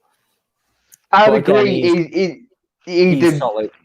Yeah, it's the rest of the film. The rest of those films what let it down. Like, how do you know he didn't carry his kids, Nick? That's a fair point. It'd be Junior up in this bitch. Have you ever Junior seen my starring vagina? Alan Brennan? No. Eh? Have you ever seen my vagina? No, you have not. What? That's what he sounds like he was offering, lad. I'm good. I'll take your word for it. It's my fault for questioning it. I'll just let it go. It's my fault. Just leave it. Fassbender's back. He's back for Prometheus. Prometheus. Yes. So you don't think Prometheus is a good film? Let's put a tag on this one. It's awful. It's fucking awful. It's overcomplicated shite. It's a prequel or a sequel or anything should only build on what's come before it, and Prometheus only takes away. Just like sort of from Alien any of the Terminators onwards, or from Terminator 3 onward. Alan's a woman. Why did you have to read it out, lad? You have to sound out words. Yeah.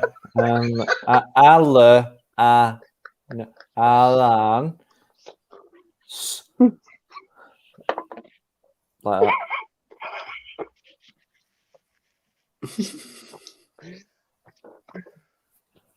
He said it.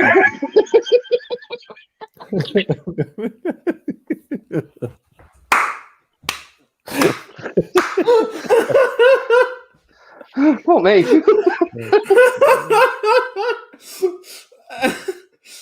Yeah.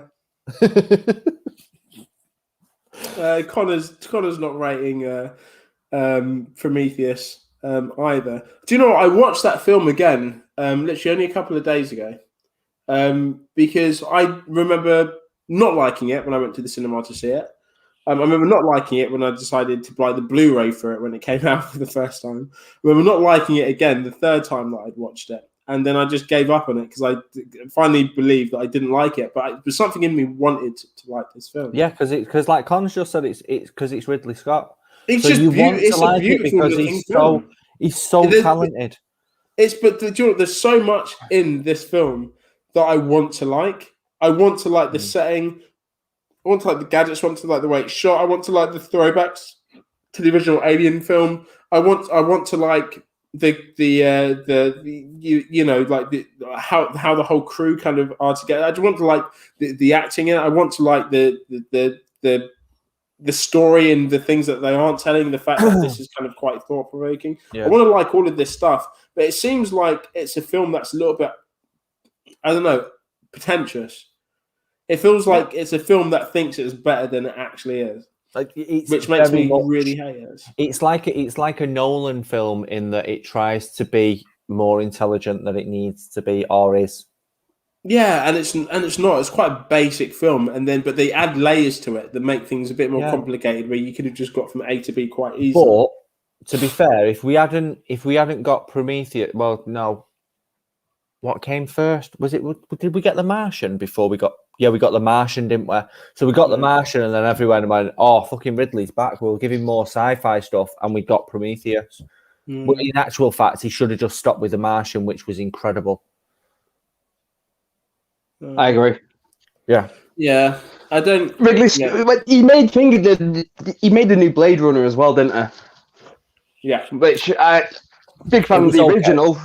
And I was like, oh, really looking forward to this. If he can do that horrible looking sci-fi and just not be a dickhead with like the script and stuff and make it too convoluted like he did with the original, that's why we've had a million different fucking cuts of it. It should be all right. But then he went and literally did the same fucking thing. And then I'm just hoping we don't get another like cut of it with a unicorn popping up halfway through the middle of it again. Like, what the surprised me though? Yeah, like it's like his ego has got like inflated. He doesn't understand that he can. It's the Stephen King effect. He got that famous. They had no one to wind him in. Yeah. I'm just the best. No one would say stop being a prick. That makes no sense. Yeah. And then he was like, "No, I can carry on." That's it. Yeah. Stephen King is like, "Yeah, fuck it. I'm just the best." So. I'm just gonna Stephen King all over it. Just make a really, really great story and then just rush the ending. Yeah. Really, really great story, but put it over 2,000 pages and then make the ending that pointless that you don't really want to wish you read the book. Make the whole ending 5 pages. Yeah, because I've over explained absolutely everything that came before it. So anyway, that's the mist. So next one's Ben Affleck in Batman vs Superman: Dawn of Justice. Martha, save Martha. Affleck's great as Batman for me. Yes. He loves it. That man is my Batman. What? I'd argue the same. Yeah, he's my Batman as well. He is my Batman. He is both. He's the best Batman and Bruce Wayne we've ever had. Oh no, best Bruce Wayne's Michael Keaton. Oh no, I don't feel like he is. No, yeah, you guys are never fucking. Do you know what? Fucking pair of you. If you say Christian Bale for either of them, you're a knob. Fucking. That's what I'm saying. Mate, Bale's better than Affleck was in that piece Bale, of shit. Bale looks like Batman the leg of Batman. No, fuck this. I think Batman was the best part of Batman versus Superman. The whole thing's still shit. It was You great. know what I mean? But it's just because it's Batman, you know. And then he did I'd argue the director's cut makes that film really watchable. Oh yeah, especially with. Mate, you can't jump on the mate. Think about the films as they were coming out. Yeah, when you watched fucking Batman versus Superman, you can't say that. It's Warner Brothers. You can't say that. It's Warner Brothers. Because every single director who works for Warner Brothers goes, right, I've got the film I want to make. And then Warner Brothers go, no. Mate, Nolan's Batman was the best because he was the best Batman in a better film. No. I would argue he's the most grounded Batman. I'd argue that. But I wouldn't say he was the best Batman. No, Batman that's literally just... But he was a Batman that we knew. Batman's actually just fucking machine gunning people. Oh yeah, the death and stuff. Okay, fair enough. This one might. All right, but Alan, you're more sensitive. I'm kind of putting the puzzles together as I'm kind of explaining. You know why he's the best Batman, particularly in this film? Because his mother's called Martha. Right at the start, when you've got the Metropolis scene and you've got it shows you the squad fight.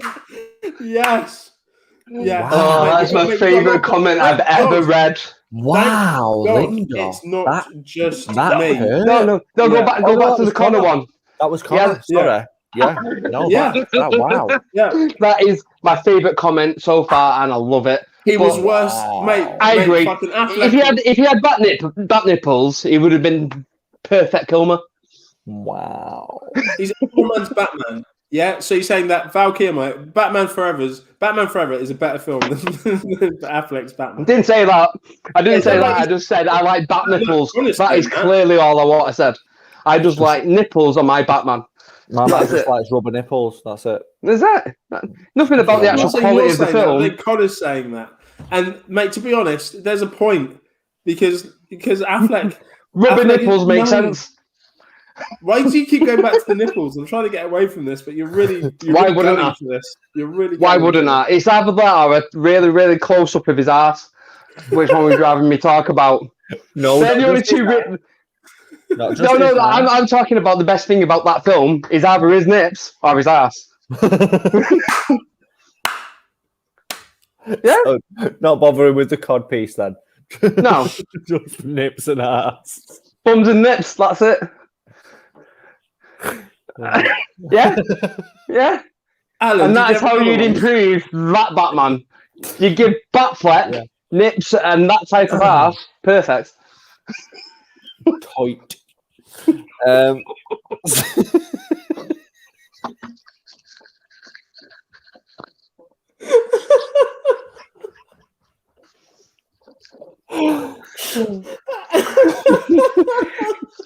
I don't quite know how we've got so off topic, but we actually haven't though really. Like, to be fair, that far off topic.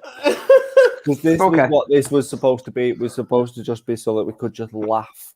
Mate, he's actually right. I'm sure George Clooney was the one with nipples on. That's true. I'm sorry, I weren't focused on who. I just wanted to see nip. Don't care who's behind the cowl.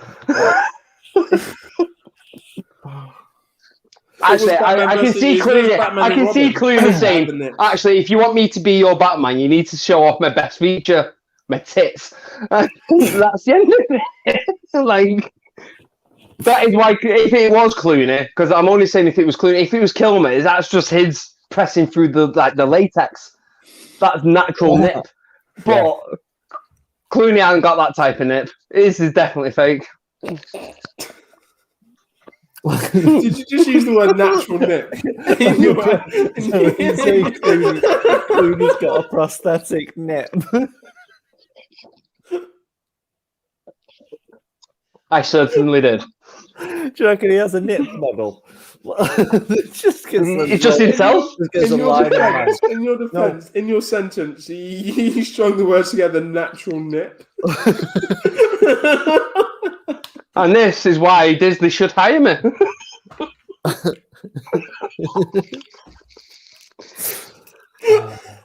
Okay. Anyway, you're gonna love the next one, Nick. Alan, go on, please. The next one, you're gonna disagree with the next one, is Emily Blunt in Mary Poppins Returns? I've never seen it. Not my Poppins. Not my Poppins. Hey, is the Dick Van Dyke character in that film?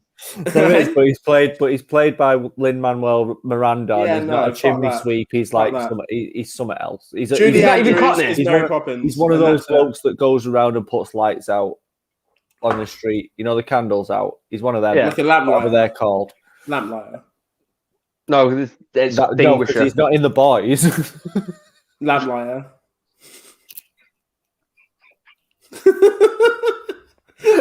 That would have made that film so much better. It would have made that film so much better. Lin-Manuel Miranda just knocking about, singing shit and burning people alive would have been fucking brilliant. Die! And a spoonful of sugar makes the medicine die! Yeah, not my Poppins. I knew you'd like that one. Not my Poppins. Fuck me. My Poppins. Move on. Oh, he's really angry about that. Fucking talking. We can't. But you can't talk to a Londoner about. No, do you not? Just move on. No, I know. But Emily Blunt is solid in anything. Well, she makes me solid in anything that she's in. Wow, that is a hard-on joke. Wow. And Owen Wilson here. Wow. Yeah. Wow. Wow. So. The next, because I went online, I searched these. You know, they're actually websites. In all the 5 minutes. There are websites devoted to shit films with decent performances. So this was on the list, and I screenshot it just because I was fuming. Because racial stereotypes and whitewashing aside, Sigourney Weaver in Aliens is classed as a shit film with a great performance. Now What the fuck? That is a great film with a fucking great performance. I would argue I prefer Aliens to Alien. Yes. So full on Straight It up. depends. In fact, no, film. we've had this argument before. It depends. Different film. It is mood dependent. Yeah. There's a day that I would feel like watching the fucking Marines kick the shit out of aliens, and there's days that I fancy just one alien just terrorizing a crew full of innocent people. It's simply it. I just need someone to shout "Game over, man," and that's it. That's all I need. Game over, man. Mate, I was so surprised when I found out she wasn't Latino. Vasquez. I was like, what? But just wait a second. Vasquez isn't Latino. What? No, that's why they have to put the racial stereotype thing warning on it. Shit. Mate, I mean, she's convincing. Fuck me. Well, she's You an know what I actress. mean? She is an actress. Yeah. Like, mate, when I heard about that, I was like, God damn, I mean, she deserves an award, if anything. Not fucking, you know what I mean? Not fucking berating. Like, that's a great performance. She should have been ridiculed on the internet and she should have fucking exactly. She just got a medal for that. That was fucking medal. Mate, for all these years, it convinced me. I never would have guessed. But no, apparently she tanned herself up, put on the accent, got a bit hench, shaved her head. Got a bit hench. So that's how you know she's Latino. Apparently, I can understand why so many people are furious. Henna on a shaved side, like a crew cut. Gave herself a little bandana. I can understand why like the whole race were absolutely livid. How is a bandana Latino? But I'll ask that. I need to ask that. How is a bandana Latino? Well, ask her, mate, I didn't pull it on her. Yeah, mate, fucking ask the good people about it. You know, I don't fucking know. You know what I mean? We're asking me this shit. Well, my fault. Don't work in costume.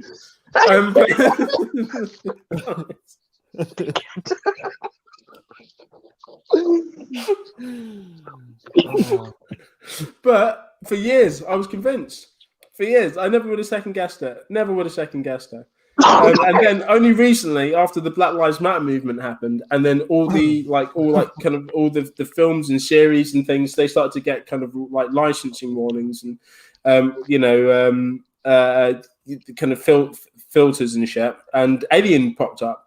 Alien. So I was like, what the fuck, man? Leave aliens alone. There's nothing in there. Like, fair enough, all the black guys die in like the third act or whatever. But apart from that, there's no problem. The third act's the final act, by the way, lad. Yeah, second act. Okay. So I was like, you know, I mean, they're not. I mean, in my defense, the sergeant wasn't dead. He was just like comatose, so he didn't actually die until cocoons. Yeah, so he was actually there in the third act. Nevertheless, he didn't. Yeah, but I was like, apart from that, there's nothing. And then they mentioned Vasquez, and I was like, what? And it was like, yeah, white woman. I was like, no way. Please tell me when you read it, you said it just like that. It was literally just like that. I was like, oh my god. Yeah, just like that. I couldn't believe it. Yeah, I was literally like, I had to text people and all sorts. I was like, guys, did you know Vasquez? Did you know Vasquez? Not really Latino. She's called Karen.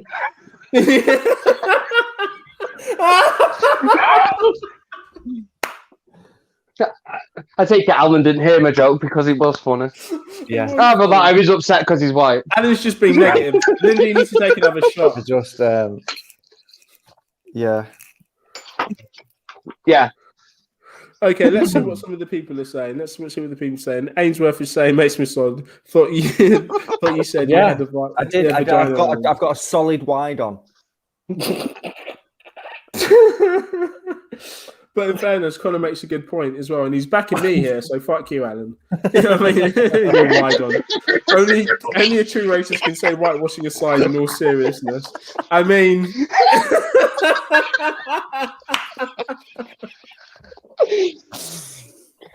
Fantastic. Yeah. I mean, Okay. She's not wrong. And she's not wrong. I mean, she fucking is wrong, but I'll take the joke. There's a lot of truth in that. There's a lot of truth in that. Okay. It is Mike. I don't know what she was on about there. What? Chulo's 100% wear bandanas. Cholos. Who's Cholo? I would say it's classified as Latinos from Southern California. What wear Vans, Dickies, white beaters. So Jonah Hill's character from the start of 22 Jump Street. Yes. It all sounds very racist. The whole thing sounds a bit racist. Yeah. It sounds like we're in kind of racist waters.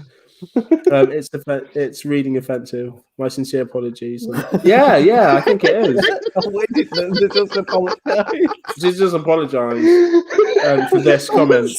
Amazing. Can someone, Alan, take a picture, screenshot of this? Oh no, this is your lifeline.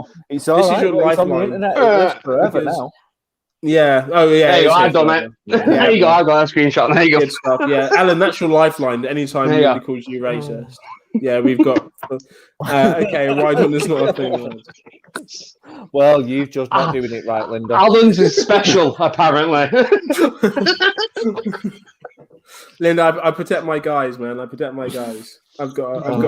This has to end.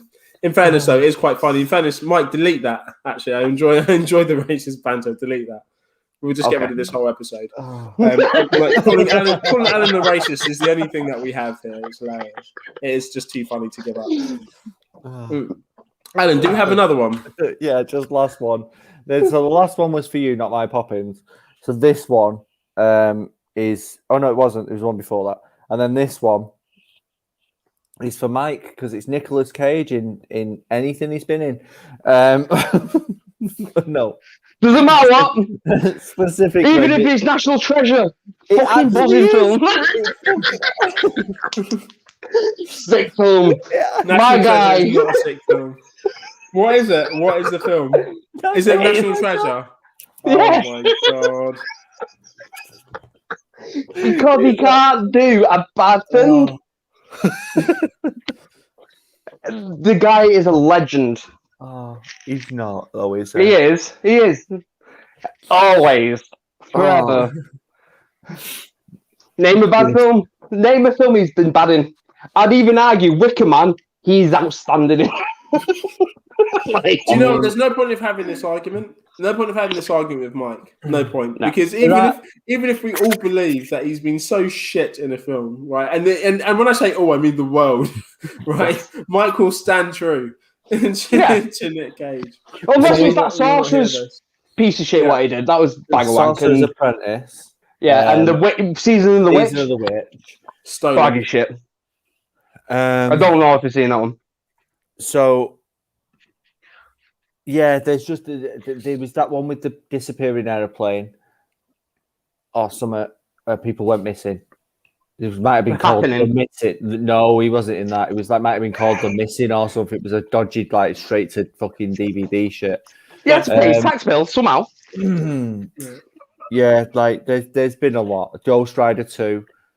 Hey, that was created by who went on to form the greatest of the Marvel films. Yeah, I mean that is a Russo film classic. Debbie stood behind the camera now. Debbie doesn't watch films, as you know, but she's just stood there and gone, Face Off was great. Yes! Which it actually is. Which, in fairness, sick film. Is a sick film. Also, Debbie knows. Also, The Rock. Also, Leaving Las Vegas. Also, It Could Happen to You. Also, Fallen. Just carry on. Yeah, there are. His catalogue is a very mixed bag. 211. 8mm Snake Eyes. Come on, he's got classics, bro. Debbie's also just mentioned that she actually doesn't like Knicks in general. I don't either. Pricks, a lot of them.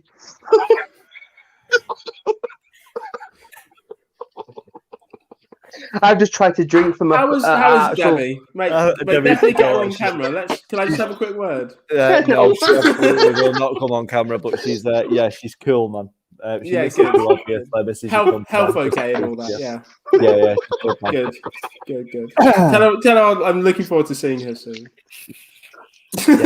She'll love you. She will punch you in the face and you do nothing. Not when she's absolutely sleeping. Now. Whoa. Anyway. I'll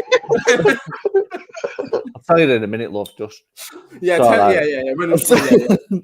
Have a knife, Alan. Have a knife. She just went, I'll knock him right out.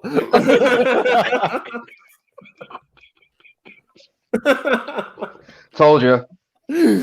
Oh, I told you. I mean, one could argue that I could use my same answer. But let's just move on. Right, so, but I'm glad she's well. I'm glad she's back to her usual. Yeah, no, she's good, man.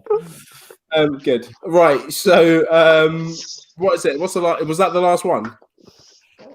That was the last one, just because I wanted to end on Nicolas Cage, just because Cage, innit? He doesn't. Yeah, he doesn't. Everyone wants to finish on Nicolas Cage. Yeah, no. He's done great films, but he's also been terrible. No, he's been great, but in bad films. Always. I can relate, Debbie. His evil twin also acts in films. He has a goatee. We know it's the evil Nicolas Cage. No, I don't feel like that's accurate either. Justify this, evil Nicolas Cage. If he has a goatee, anyone who's got a goatee who doesn't normally have a goatee is an evil twin. Surely. Surely. If soap operas and shit TV has taught me anything, if you've got a twin and he's got a goatee, he's defo evil. If soap operas and shit TV have taught you anything, yes. I feel like I might shave my beard into my beard. Just a goatee. Just into a goatee. I have had a goatee at one point. I might just shave it into a goatee for next week. Believe you. I have. I turned up to Mike's one weekend. No. I opened the door and laughed in his face. He went to the Alan had a goatee. She went, I didn't even fucking notice. It's like... So genuine. That is a Vickle tell you. That is a genuine fucking conversation. There was no sarcasm in that. I just believed that you would. Yes. Just give it a go. Bit of a change. Right then. Thank you for that, Alan. I'm not gonna lie to you. It was fun. A lot of talking points there. A bit negative. I don't know. I think Linda's probably off her face by now. Not enough Cage. Not enough Cage. I've got another great one. Right, I'd agree with that, Connor. Yeah. Also, 302 is a piece of shit. I completely forgot how bad that film is. It looked horrible as well because it's all green screen. Yeah, like the original, the first one is great because it There's a lot of brand new techniques. What I was using that, like no one had done that slow-mo stuff, Joe, when they broke the lines and stuff, Joe. The single shots, like no one had done anything like that. And then literally the year and a half after that, every cunt did it. Yeah.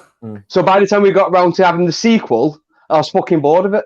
Yeah, because before it even come out, it tried to do new things by just putting everything green screen, and then it just looked fucking horrible. Yeah, there was. I've seen it on Netflix, but I just can't bring myself. It reminds me of Sin City. Like the first Sin City was really fucking good. Then the second one was really bad. The second Sin City, which is essentially 3 films. Yeah. 2 of the films are all right. One of them is awful. But again, Eva Green is actually in that, isn't she? She's in one of the films that's actually good. Yeah, she's in oh God. Is she in the second Sin City or in the first one? She's in the second one. She's in the third part of the second one, I think. It's been time since I watched it, but she's one of those actors that's really fucking solid in pretty much everything that she's in, to be fair. Even in that Miss Peregrine's Peculiar Children thing with Tim Burton, she was quite solid in it. Was she not in Wonder Woman? Oh, no. No, I don't think so. Who played the one with the mask? The woman with the mask, like the weird fucking face mask. Oh, yeah, no, I feel like she was younger than Eva Green. Back on the Kraken. Smaller. Fucking hell. Linda, I don't know how you can type. Voice notes, isn't it? No, Linda, don't watch it, love. Don't. Just don't bother. No. Watch something good. Watch Mortal Kombat. The new Mortal Kombat's out today. Go and watch that. Where is it? Have you found the link to that? Anyway, we'll talk about it. It'll be on HBO Max somewhere, won't it? So. It got released on HBO Max, so it'll be all over the fucking internet, won't it? It'll be all over. So. I'm gonna look for it tonight. That's gonna be my thing to do today. Right. Pick of the week. Pick of the week. Pick of the week. Pick of the week. Pick of the week. Pick of the week. Pick of the week. Pick of the week. Woo! Love it. Pick of the week. It gets better every week, you know. It does get better every week. Exactly. I add little bits to it. Mike, you want to say something? Yeah, Children of Men. It feels like it fits in the modern society very well. Fucking everyone's scum. But it's a great film. Go and watch it. I'm not very happy though, but go and watch it if you haven't watched it. Yeah, just popped in my head. Go and watch Children of Men if you want to be depressed and realise how bad capitalism is. Nice. Okay. I've not prepared, Nick, so you'll have to go. I'm not even. Do you know what? This week I'm not prepared. Oh, okay. Wing it. That's what I do. I've been doing a lot of working this week. So I've not really been doing a lot of thinking, movie watching. So my work contains a great deal of thinking. Thank you, Michael. You saucy git. I really appreciated that a whole lot. Like a lot more than I should have. I thought I'd make you laugh, but you didn't, and I was quite impressed by it because I could see you was dying to, but you didn't want to. It's all right, Nick. I laughed for the both of you. Thank you. I did laugh a bit. I did, and it was funny. I don't, mate. I haven't got a fucking clue. I really don't have a fucking clue. Pick one of your favourite films. Just any of my favourites. So I just go back to one. Have I said Back to the Future yet? I'm saying that. Yes, always. Mate, always Back to the Future. I'm going to say it again, damn it. Back to the Future. You know what I mean? It's a film that no one breaks enough. You fucking say it for a fucking second or third time. 3. Yeah. Oh, me! That's just reminded me. Me and Vicky were talking about Back to the Future the other day, right? I think I prefer the third one to the second. Anyone else in that group? Nope. No. Oh, maybe. Just me. Maybe, because my mum really liked the third one, and so I watched it a lot. With the cowboys and stuff. See, because the second one, when it went to the future, it was the future by 1980s standards. Yeah. Like the big shark thing, it all looks fucking naff as fuck, but the West looks like the West. Like, it's just that. Yeah, it's just that. I do get that. Just that little simple thing. And in calling himself Clint Eastwood, and that fucking uniform, I'm still going to buy those clothes, Nick. He wants to see me in that Michael J. Fox, the tassels and shit. Oh yeah, that's it, mate. Remember years ago that we It was we found the costume for it, and Mike was like he would happily go out wearing that. I'm gonna buy it. Just on like a Thursday afternoon, go shops. I can't. What I was that strut about in that look fit. Yep, that's the thing. So the third one, I'm not going to argue that it's a good. I really like the third one, but it's definitely not better than the second. Isn't it though? Like, if you look at all the effects, I would argue the better in the third one. The story makes more sense. Like, it's a cleaner, linear story, and there's like cowboys and shit. I think, for me, for some reason, because I like my sister and I were big fans of the first film. My mum was a big fan of the third film. So the second film was one I didn't get to see much. So when we did get to see one, it's going to sound fucking sad as fuck this. But when we did get to see one, it felt like a treat. You know what I mean? It was like, oh, we never get to watch the second one. Oh, So when it came on, we were really excited about it. I'd agree with that because the third one seemed to be on like ITV constantly. Yeah. Like still to this day, you can put like ITV 3 or 4 on at the weekend. Yeah. Guaranteed that's on it. Like it's always fucking on. Yeah. So I don't know if it's just because I've watched it more. Absolutely hilarious. Same guys that did Rick and Morty. Yeah, I'm caught up with that. That's great. Sorry, go. Which one's that? Solar Opposites. Yeah, I've not actually seen it. Oh my god, the first couple of episodes with when they recreate the kids television. Oh my god, it is fucking Solar Opposites. It is hilarious. Honestly, it's on Amazon. Amazon. Is it not Disney Star?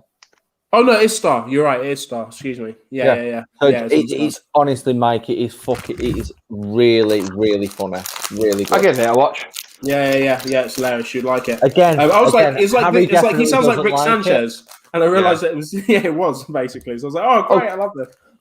I just want to go back to Invincible for 1 second. Do you remember last week's the drunk frat guy? What he's like, their granddad had all these and he burps.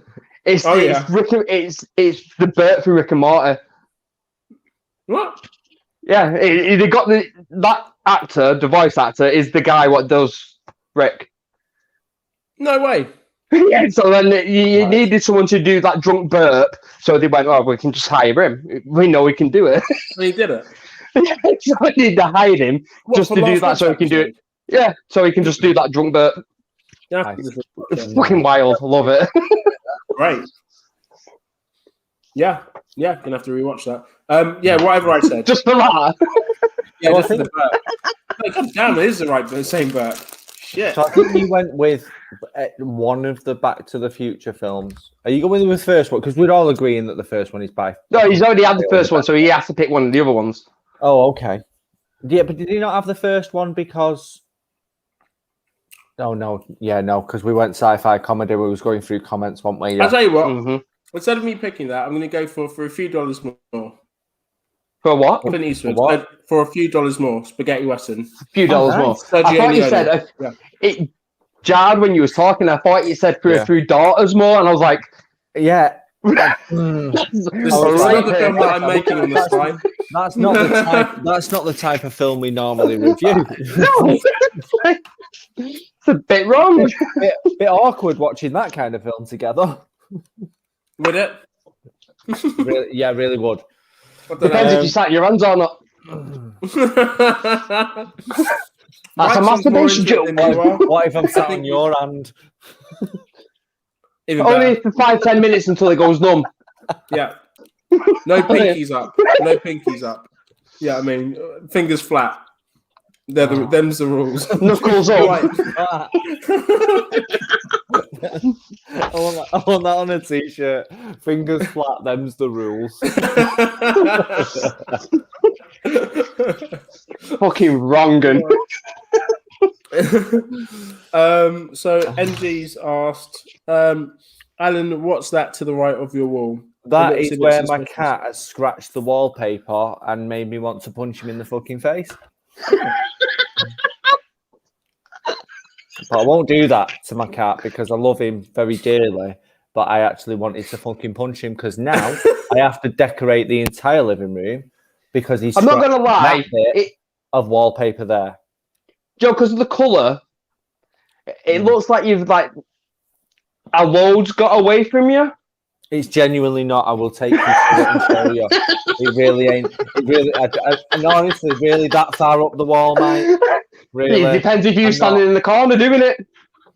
That ain't a corner though. That's just a wall. Like You're the weirdo what's standing in the corner wanking. Yeah. Nah, ain't it? Is that what you did? Why would you wank in a corner? It's weird. You've got corner fetishes. I don't wank in the corner, Nick. I wank in the shower while I'm crying. So...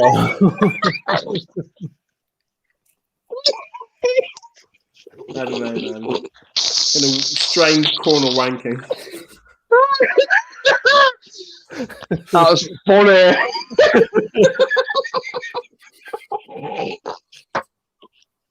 Mate, how can this be news to you that Alan cranks? They can't be. No, it's not that.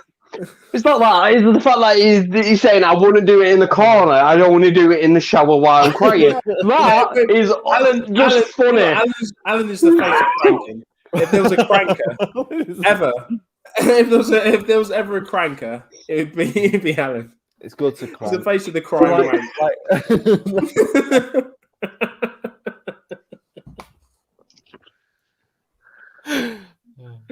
Wow. Like Bob Hoskins was the face of BT. Yeah, yes. Exactly. Like Bob Hoskins is the face of BT, you're the face of cranking. It's good to crank. Yeah. This is the part of the show where we've had far too much to drink. Oh, it is. Right, so my pick of the week, I'll just throw out a Clockwork Orange just because it's fucking beautiful. Really? Mate, so I feel like there's a theme. It's a horrible theme running through today's. Really horrible theme. But no, not even just today's, just on this kind of topic. So we've talked about you corner wanking to cranking to Clockwork Orange. Yeah. Like, what the fuck is in your head? Torture porn, isn't it? Just dark shit right there, man. Just like some really weird dark shit. Yeah. I just when I'm having a good old cry wank, I like to see people's eyeballs like. So did you get inspiration from that first season of American Horror Story, Joe, when he's doing it in the window? or the last episode, or the last episode of The Boys. Yeah, that as well. Yeah, exactly. Gonna watch Chick Fight 2020. Do you know what? I saw this. Advertised on Amazon, and I thought, what's that about? And then I realized I didn't care. Anything with the title Chick Fight belongs in about 2002, 2007, alongside like Road Trip, Joe, that type of bollocks. Like that's what that film sounds like. I do not want to watch it, but Vicky will because it's got Alec Baldwin in. Yeah. Baldwin. Fuck my life. Oh, she loves Baldwin. She loves a bit of Baldwin. I thought you were going to say something different then when you started. I thought you were going to say something different. Yeah, no, she likes Alec. She likes Alec. She likes sexy dad. Mate, again, it doesn't sound better. It doesn't sound better with that. You're not making it better. That she likes. She wants to lick a what? She wants to lick a what? Yeah. She likes a lick of sexy dad. That's because sexy dad's Jeffrey Dean as well. She likes him and all. She's got a thing for an older man. Vix. Are you older than Vix? Nope. Mate. No, but he looks it. Look at me. Are you younger? Are you the toy boy? Oh, wait. There's only like now. There's like what is there? There's not even a year between you, is there? About 6 months. 30 couple days. 30 couple apparently, but yeah, 30 couple Solid days. math. 30 couple. 30 couple. 30 couple days. Do you know we're a smart bunch, us? 30 couple. I love how you went from fucking formulas and fractions at the beginning for the 8.2 for Falcon to a couple of shots in 30 couple days.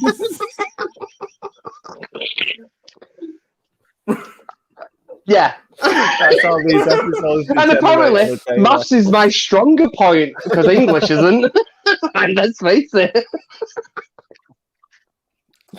Don't know. It's worrying that if Mash is a strong point. Right. Any other business? We've been going for 2 hours now. Come on. Have we actually? We have. 2 hours, 9 minutes. Yeah, but it's been a fucking good 2 hours though. It hasn't felt like it. But let's just reflect. It's been a very good episode. Lots of fun. A bit worried about that stain now, Alan, now that we know where your mind is. It's genuinely not a stain. I swear to God. Well, I don't know. He got it on the wall and then he's rubbed it off until he's worn the...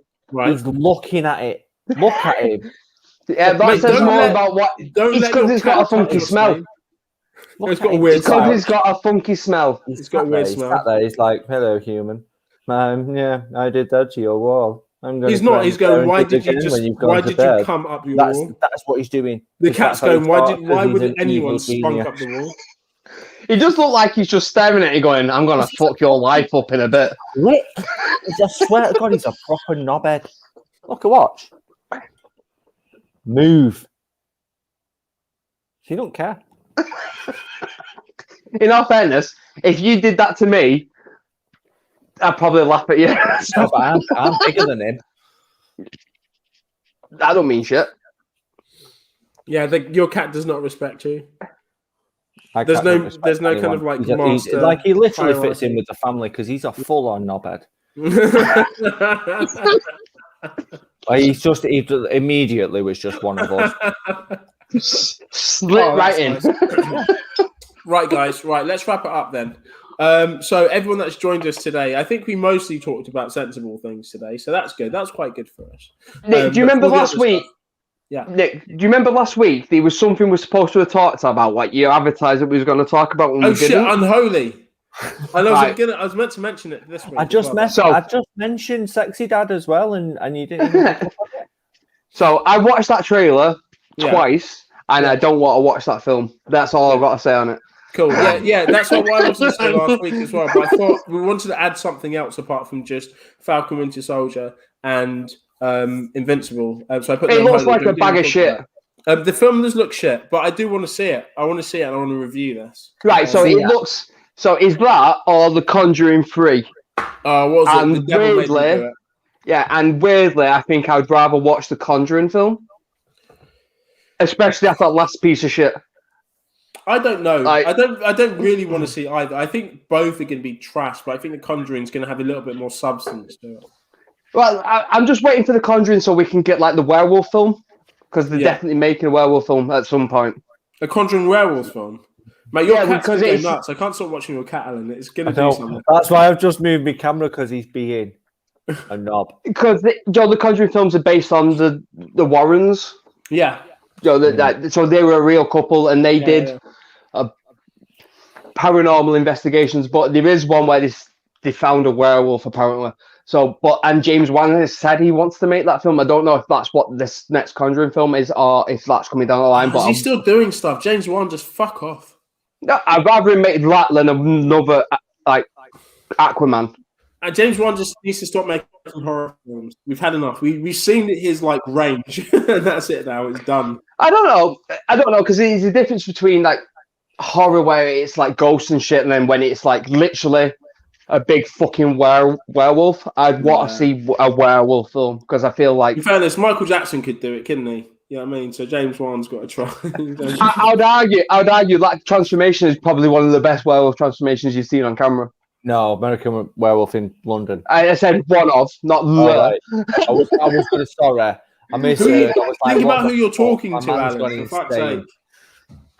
Right, sorry. Yeah, you're not. And the fact that when they did it, they went, "Oh, we can steal a bunch of that, and then make our film." And then they made American Werewolf in London, which American Werewolf in Paris is the second one, isn't it? Yeah. So it's not great that. Which is not, but you can see what they tried to steal from the thriller transformation because they showed a lot more of that transformation in that film than they did the first one. Yeah, where it was a lot of like silhouetted close-ups, of hands and shit like that. In the next one, they watched Thriller and went, right, so we can just nick that. Just actually do like hand growing. Yeah. Yeah, fair enough. Okay, cool. Well, so James Wan, do a werewolf film, and if that goes down the pan, then just stop making films. Vampires, and then after that, zombies. And then after that, and then after that, maybe like you're like his agent. Spiders, and then snakes, and then piranhas, and then sharks, and then like the Wild Hunt, and then like James Wan will never stop making films. No, just let me be like his agent, and I'll just get him good jobs. It'll be all right. And then back to horror, and then everyone's forgotten about the ghost shit, so he then goes back to ghost again. He almost made Creature from the Black Lagoon because fucking very close, pretty horrific. Yeah, very close with the fact that he's like some type of water, and he filmed. And that's about as close as it gets. Well, did you watch the? Oh God, it was cancelled after one season. Swamp Thing. No, didn't bother. Watch it. Before Go and watch it. Yeah, but before I started watching it, I knew it was cancelled, and then that instantly put me off because I don't like invested in something. It wasn't cancelled because of the quality. It was cancelled because that Alabama was going to give him a tax rebate, and then he went, "No, we're not." So he was like, "We've spent millions per episode because we was going to get this tax rebate, and you're saying you're not going to do like that." All right, fine. Well, we can't make it anymore. That was literally the sole reason. Does it stand up as a one and done though? Yes. Yeah. All right. Okay. I'll watch it then. If it's got a nice, it's worth it because it's definitely not dead. Like it could get picked up at any point, though, because it is really well done and quite clean. Like it's not a lot of subplots running throughout it. What is going to spread over a load of seasons. It's that first season thing where you're trying to do a condensed story without too many things, just in case you get cancelled. Yeah. But they spent so much money on it, thinking we're going to get at least 30 or 40% back during the tax. And then he just went, "Oh, no. And he was like, wow. What do you mean, no? We spent literally like a couple of million an episode or something stupid. And then he went, no. Wow. But Lord of the Rings Amazon got announced, and for the first season, the budget is 431 million. Fuck off. Fucking hell. Jesus Christ. Oh. So I don't know how many episodes, but I heard it yesterday, and I was like, fuck me. So we're going... But it's because they bought these... But out of that 400, I think 200 of it was buying the sole rights to all of the Tolkien stuff. Right, well, don't so they can use everything. That's what I mean. Don't make Lord of the Rings then, because we've got 3 incredible films. Well, you can use all the away from the Hobbit because they're fucked. Go to like the Silmarillion or something like that. Like make like an older story. Go to the older Tolkien stuff, which is still really rich and really good. I feel like it's going to be a prequel, so you can see all the stuff before.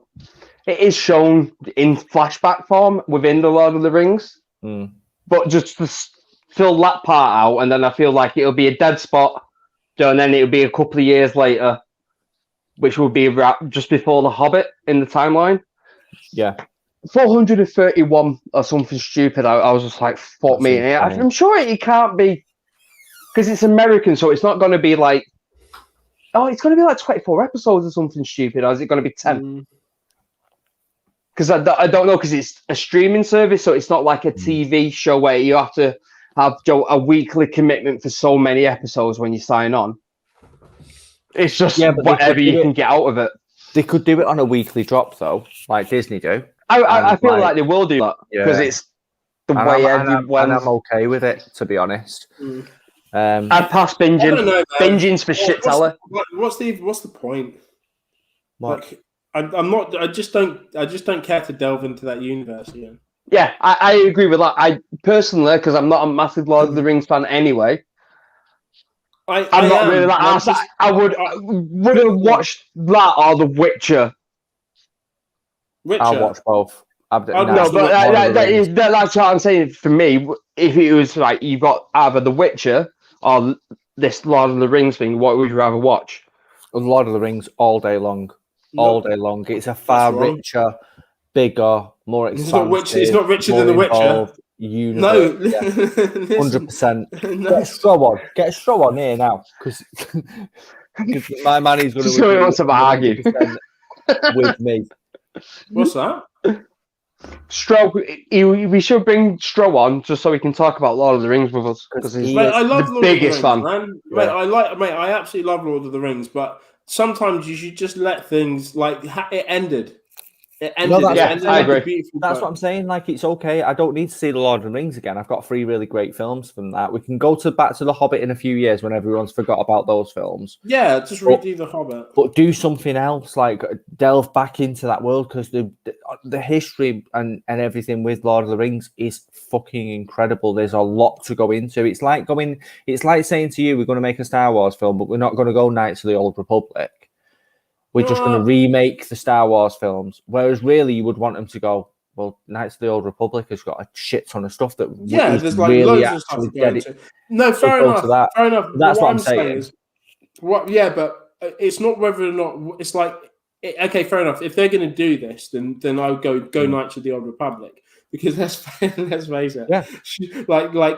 This is going to turn non-Star Wars fans into Star Wars fans. But if you're going to go, but with Lord of the Rings, fair enough. There's lots of rich stuff to go into, but it's not the fact that I'm getting to the point where even before they've made it, whether or not they should. And yeah, there's great. Obviously, not everyone knows the Lord of the Rings trilogy from the Fellowship, Two Towers, and the Return of the King. And these films, Mike, I know you're not a fan, but I love these films. These films are great. I've got the fucking extended edition. I'll sit down and happily watch them all. I can, I watched them when I was younger. I fucking know trivia on it. It's one of my favorite things. Got the fucking books. I just love it. The kids love it as well. But it's just going back to this world. I don't feel like even just delving back to this world, especially as a series, I just don't think it would do. It's not going to be as good. That's what I was saying. That's what I was trying to allude to before. If it would come to me and you give me a chance of watching The Witcher, which I don't know much about that universe, or Lord of the Rings, I think I might go for The Witcher. I would go for The Witcher, but this is the thing. It's going to be a lower quality product, which is wild to say because it's still going to be extremely high, but it's not going to be 400 and something million for a season quality. But the reason why it is because of rights, royalties, and probably just the fact that they're trying to go with the look again. They're trying to make it. Well, that's why I said it. The fact that he bought the rights to all the books, all of his books. They're going to be building sets instead of just using studios. They're going to be building whole fucking sets and shit. You know what I mean? They're going to make this film quality. I'm sure they will.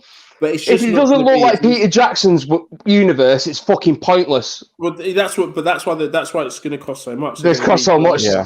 It's literally the reason. So much is because go on. As long as it looks like Peter Jackson's Lord of the Rings universe and not his Hobbit universe. So as long as it's physical, practical effects and not CGI bullshit. There's a bunch of CGI. But see, you got to remember the original Lord of the Rings trilogy had a huge, ridiculous amount of CGI. But ridiculous. It was mixed in with practical, like the original Star Wars, like the original Jurassic Park. Like Jurassic Park is the one I always go to. It was it was a really nice mix of the two effects, whereas the Hobbit films was heavily CGI'd, and you could green tell. Screen. Flat. And it was green screen. It just felt flat. Yeah, it was. A lot of it was studio work, and that was a problem because it looked like they made this in a studio instead of just using New Zealand. Even the practicals, even the practical effects were really awful. Like really fucking bad. Since then, we've had the Mandalorian, which has got a whole new technology, right? So, would you feel like they'd use that same technology where they have the big screens instead of the actual CGI? Yeah. Yeah. Because that looks far better. Like it gives depth and richness to a thing instead of looking really, really flat. So I do have higher hopes than the Hobbit trilogy because that felt really flat to me. Whenever I watched it, it felt really 2D. Do you know why I'm so close to this? Mandalorian felt like an actual world. Yeah, but it's just not the look. It's not the look of it. It's just that when you think about the story as well, I'm sure, like Alan said, there's lots more to tell. Fair enough. But it's that fairy tale story. And when we're watching a series of anything that's quite fantasy, we think of things like Game of Thrones, or we think of things like Vikings, or we think of things like The Witcher. It's more fantasy than The Witcher. Mm. All right?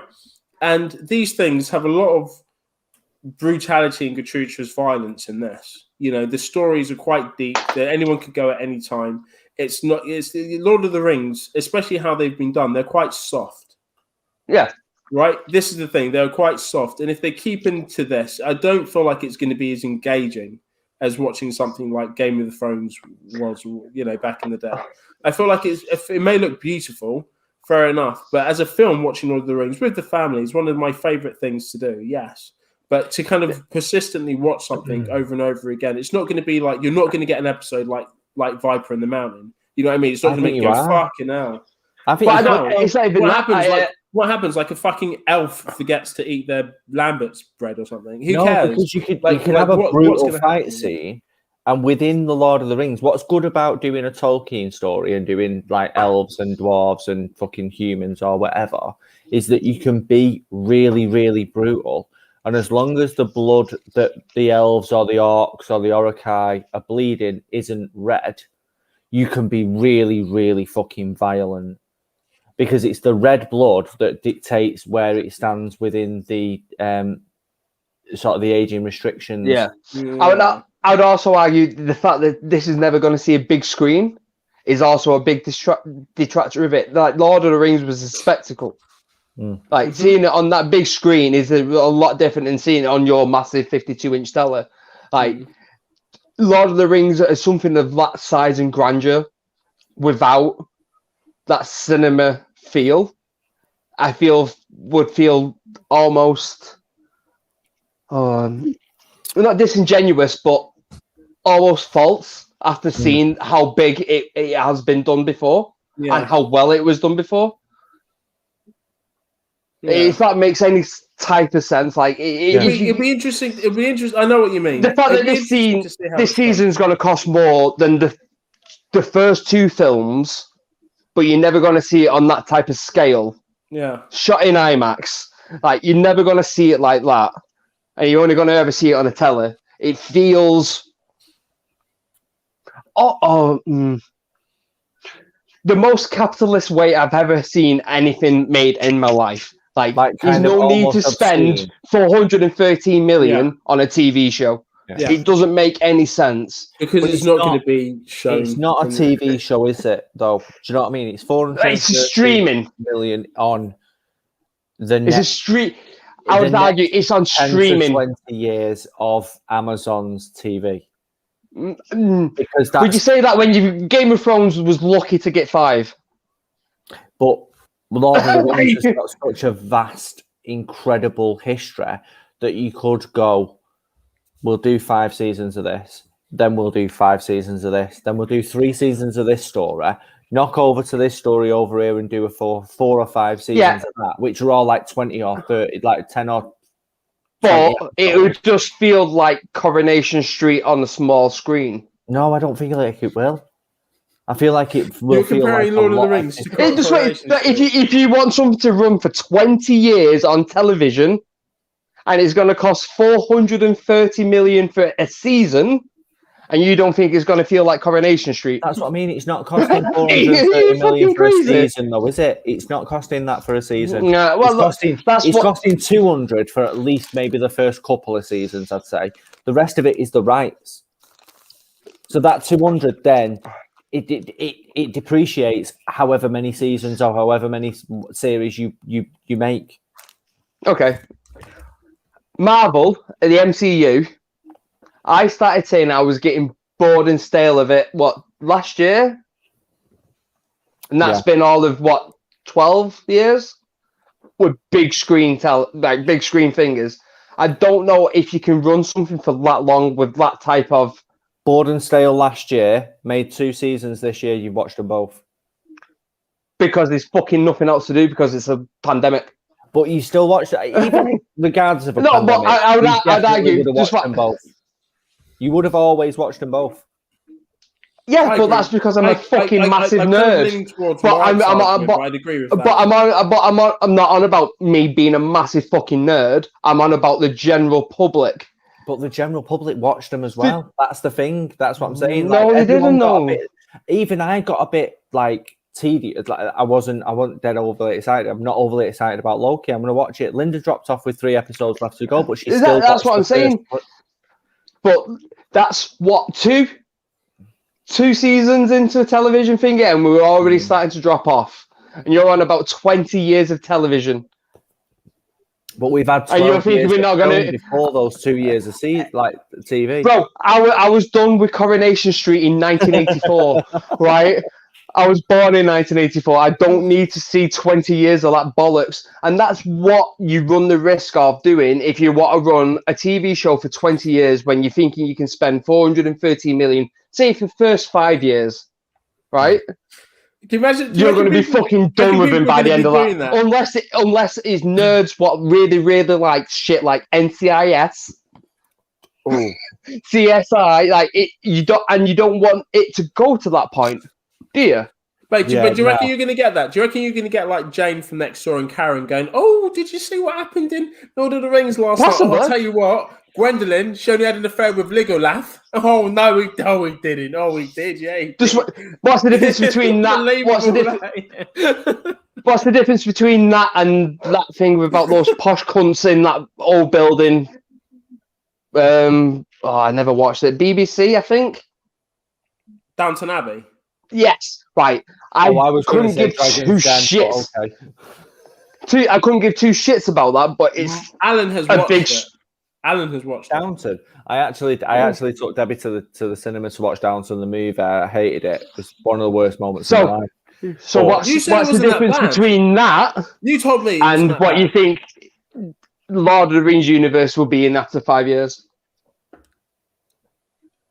Like you can't keep up the levels. It's not possible. You can't keep up the levels. It really is. But I'm not saying it will be, but it definitely is with clever, imaginative, new, young directors and writers. Who's making this? HBO. Amazon.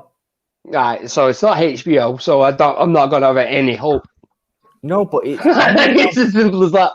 Yeah, but it's Amazon. Right, what are you watching on? What's your favourite thing on the TV at the minute?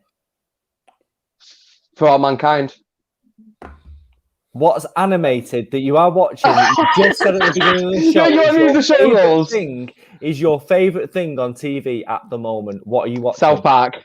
Fuck off. What is animated that you had said at the don't make me fucking make people rewind this? Simpsons. Don't. You're not going to win this, Alan.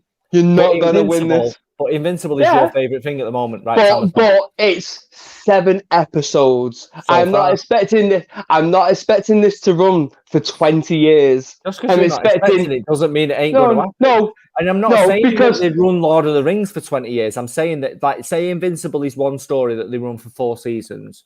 Yeah. And then they make a second branch off story that runs for another 4 It doesn't mean I like that. That's what I'm saying. It's a branched off. No, not necessarily, because if they made the whole series about that Eve, I don't know if I'd watch it. The thing why I'm watching this is because you like a cartoon like he does, you weird cunt. You like Jessica Rabbit. Oi, you like a cartoon. Mate, do not mention that. It's weirdo. It's a fucking source subject for me. That weirdo. Mate, listen. Weirdos. Listen, I'm put off Jessica Rabbit after the last time, bro. mate, don't even get me fucking started with that.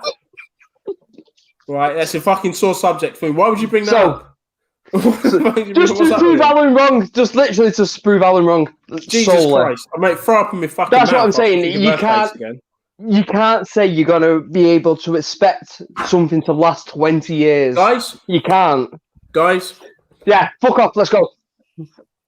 Right, we're going to end it there. Because this is going nowhere. That's usually what you do behind the camera, Nick. It's weird that you're in front of the camera doing it. That means we really need to fucking stop. Stop it, otherwise you're going to start calling each other cunts all over again. We do that any day. We do that all the time anyway. Every now and again. Do you miss that? Do you miss that? In person? In person, I do. Yeah. In person, because it's a threat of violence for calling someone a cunt that gets you off a little bit. Fuck off, you cunt. Oh, I might get punched for saying that. Exactly, yeah. And Linda said it best. Bye. Yeah, bye, Linda. I hope you didn't have too many drinks. I'm sorry. Mike, will you stop drinking my whiskey? I've had two. Right. Three. That's 4. 2 less. That is 4 less shots you're getting tomorrow. You keep Speaking about tomorrow. You keep saying the word my, Nick, but it's definitely Mike's. Yes. That is probably true. You've still got cum up your wall. Alan, no matter what, you've got cum on your living room wall. Yeah. Right, so listen, at the end of the day, we're very thankful for everyone joining in as usual with us every week. Thank you so much for joining RLP live and listening to the geekery. Sad not to be watching Falcon Winter Soldier, but we will fill next week with a lot more kind of geekery shit as well next week. And hopefully...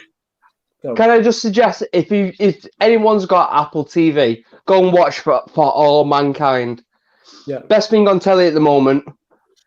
Episode 10 of season 2 is out tonight, like today. But it's only 10 episodes per season. But it's what would happen if the Russians landed on the moon first. Oh, sick. And all the weird conspiracies after that. Watch it. It is Rick Flag. Joel McKenna. The guy who plays Rick Flag in Suicide Squad. Yeah. Joel Kinnaman. That's sounds like he's the lead in it. It's really fucking good. Russians, but no worries, we'll give that a watch. Thank you, Linda. Linda's understood that Yeah, no, that's fine. I'm only joking. Linda's understood that I'm too drunk to do my shout out. So Linda's done her shout out. Linda, the amount that Linda is drunk and can still do your shout outs better than you is fucking incredible. I mean, but are you really that surprised? If you really think about it. Absolutely. That Linda's far more talented than you. Absolutely not. Not at all. Not at all. No. Right. So, anyways, no. Do you know what? I've had enough of him. Right. Shout out Premier Battles. Anarchy quarterfinal tomorrow. Everyone, look at that. Shout out all those guys. But no, Premier Battles 8 o'clock tomorrow on the King of the God Twitch. Premier Battles tomorrow. I will be filming there. That's why I need to go now because it's. I'll be barkeep. Yeah, you're going to be drunk, aren't you? You're going to be in the back. I'm going to be barkeep. I'm going to be bartending. Cool. I've decided. I can't wait to hear you laugh on the live stream. Always from the back. Yeah. It's better that than Jan. No. Right. Thank you very much for watching once again, guys. Red Line Picture, thank you so much for watching. Like, share, subscribe. Let's bring Alan back for the final bit because I can't do that to him. I can't do that. I know. Yeah, guys, thank you. If you have any suggestions for anything that you'd like us to talk about next week or anything that you guys are watching that you think is interesting, any series that are coming up that you're excited about, any films that are coming up that you've seen the trailer to and we've not spoken about it yet, drop us a link, send Mike or myself a DM. Never Alan. Don't send me shit. Never Alan. Alan literally does fuck all. If you want to DM me, I'll just tell you to fuck off. He will tell you to fuck. If you want to be told to fuck off, DM Alan, basically. Yeah. But apart from that, DM Mike or myself. And I'll just show you my knob. Make sure you keep tuning in. And Mike will show you his knob. Guys, peace out. Have a good night. Mate, make sure you are tuned in tomorrow at 8 o'clock as well. That's where we're going to be filming all the fucking more great Premier Battle shit as well. So just to recap, if you want to be disappointed, email me on Mike.